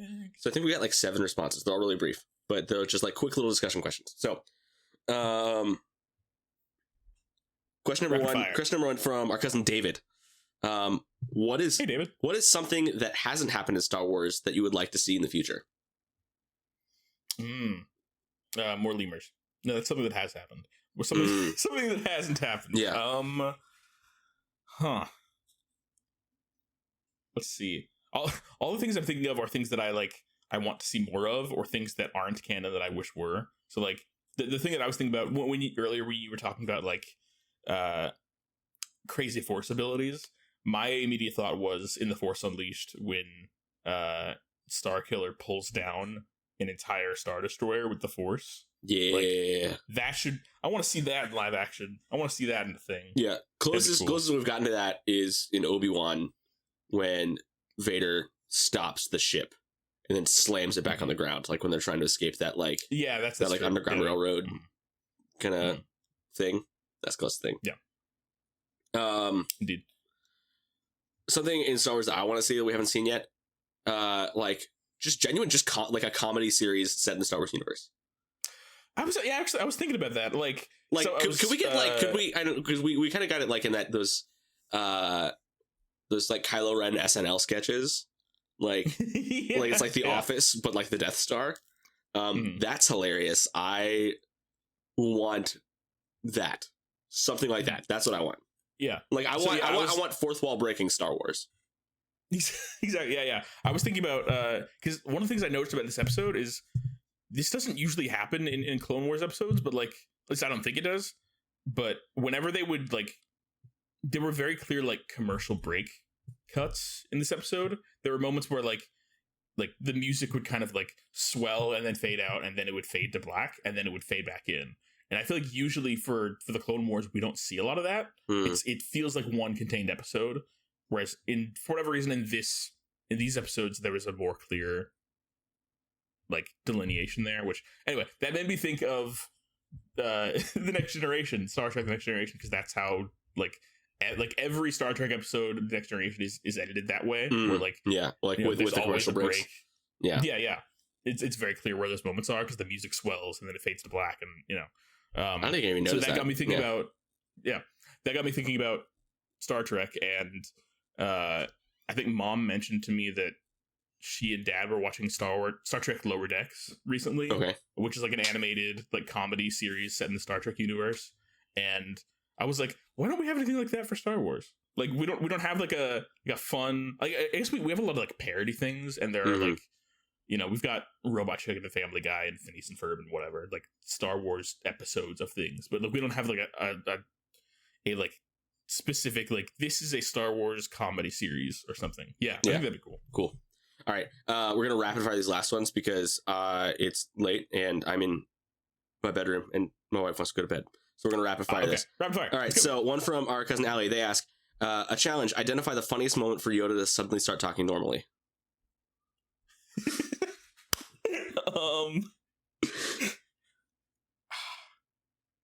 I feel like right before he dies, like I think like in at his deathbed when he's talking to Luke, he just starts talking normally, and Luke's like, "Wait, why are you? What's happening? Why are you talking?" And Yoda's just like, "I can do this the whole time. I was just pranking y'all for 800 years or whatever." I think that would objectively be the funniest, but I think runner up would, or no, two things. One, as a Force ghost, he's just normal as a Force ghost. It fixed my brain. I don't know. But number two, whenever he gets pissed, he just starts talking normally. like how some people like go into their accent from like where they were raised. Yeah. When they're like, and when they're he just drops the act and is like, "All right, listen here, you punk." Like, yeah. And even better, he starts talking with like an aggressive like Brooklyn accent, like just something that's just like so grounded in like our like real world. It's just like, is he from like Manhattan? Like, what's going on? Like, yeah. Okay, great. Amazing. Next one. This is from me and Sarah's friend Cara. She asks, you've met Cara. She was one of Sarah's bridesmaids. Okay. Yeah. Cool. So she asks, did you have any Star Wars memorabilia growing up? And if so, what was your favorite item? I mean, I think we both had a bunch of things. We did. Toys and books and whatnot. Like you talked about the kind of the Star Wars cross sections. That was like all the ships from episode 1. There was like really cool, very detailed cross section illustrations of that. I remember we had like remember that Naboo Starfighter toy that was like its shot foam discs. I do. A little gun. Yep. Yeah, I remember that.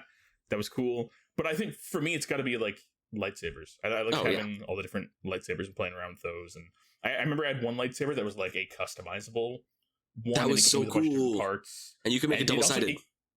Yes, you could. And it came with different kyber crystals that, like, depending on, there was like a blue one, a red one, and a green one. And depending on which one you put into the lightsaber, it would like make different sound effects. Yeah, that was cool. It was really cool. I think for me, I had all those toys. And they were all, like, we shared those toys. Those were a lot of fun. But like my one thing that I had that was like mine that I really loved, I had a Star Wars piggy bank. Do you remember this? Yes. So it was C-3PO and R2-D2, and you would press a button, and it would like be C-3PO's like little introduction of like, I am C-3PO, human cyborg relations, and this is my counterpart, R2-D2, and then R2-D2 would beep, and like there was like a little slot that you put the quarter on, like right in front of R2-D2's like front wheel, and he would like beep and like roll forward and push the quarter into the piggy bank as the Star Wars like main theme plays. It was so much fun. It was awesome. That was so great. I still have it. It's in my office at work right now. It's sitting on top of my. Oh, cool. Yeah, I love it. Red. Yeah, that was like. Yeah, I love that. It looks really cool. It's like they're nice, like detailed models. Yeah, too. They're like nice. Little 8-inch figurine kind of thing. Like they're good size. Yeah. I remember a while back, like he was in my room for a while, and I like tried to like I put the batteries back in it to try and get it working again. But I think C-3PO's arm like doesn't move properly. Oh anymore. Yeah, no, I played with it like action figures so much, so I broke all the internal motors. Because I got it when I was like 5, and so like I played with it like an action figure because I was in kindergarten. Like, yeah, it's like that'll happen. But it still looks cool. It just like doesn't work anymore. It's a cool little display piece. Yeah, it is. Yeah. Definitely. All right, a couple of just little shout outs. One from my friend Taylor Schroll. He says, just shout out to the queen of my life, Ahsoka Tano. Parentheses, don't tell my wife. So Taylor's wife, don't listen to this podcast. But yeah, unless Taylor is married to Ahsoka Tano. He's not. I don't think he is. Okay. Last I checked. Feel like context clues. Anyway, and then moving on. Our sister, Grace says, I tried to come up with a joke to put in here, but they all felt too forced. Yep. All right, let's see. And then some people, that was just in the little question bubble thing. Our Aunt Laura says, shout us out because we listened to you guys on our cross-country road trip. So Laura and our cousin Cal, they listened to our podcast while they drove from Dallas to Pittsburgh. So thanks, guys, for doing that. Thank you. Cal asked for our Ahsoka predictions. We already made those, but Cal, hello. We love you. It's good to hear from you. And then David once again says, next time you're in town, text me and let's try to have a cousin game night. And then he gives me his phone number, which I'm going to read off right now. No, I'm just kidding. Everybody text David and we'll have a cousin game night, and also a game night for all 12 of our viewers, which realistically speaking, half of those are cousins already. So. That's true. All right, Jack, this has been real. This has been fun. This has been real fun. I hate to like cut it short, but I am way past the agreed upon like time that I would be done with this, and I'm very sorry. Sarah, if you're listening, I'm sorry. This has been a chunky episode, but so real quick, if you'd like to join the discussion in the future, leave a voicemail at 512-850-6653, and we might feature your comments /questions/corrections on the podcast, and that number will also be in the show notes. Join us next time when we'll talk about Clone Wars Season 1, Episode 15, Trespass. Sam, it's been great. Yes. Have a good night. You too. Get some sleep. All right. Say hi to Sarah for me. I will. And may the Force be with you all. Bye. Good night. All right, cut the chatter. Roger, Roger.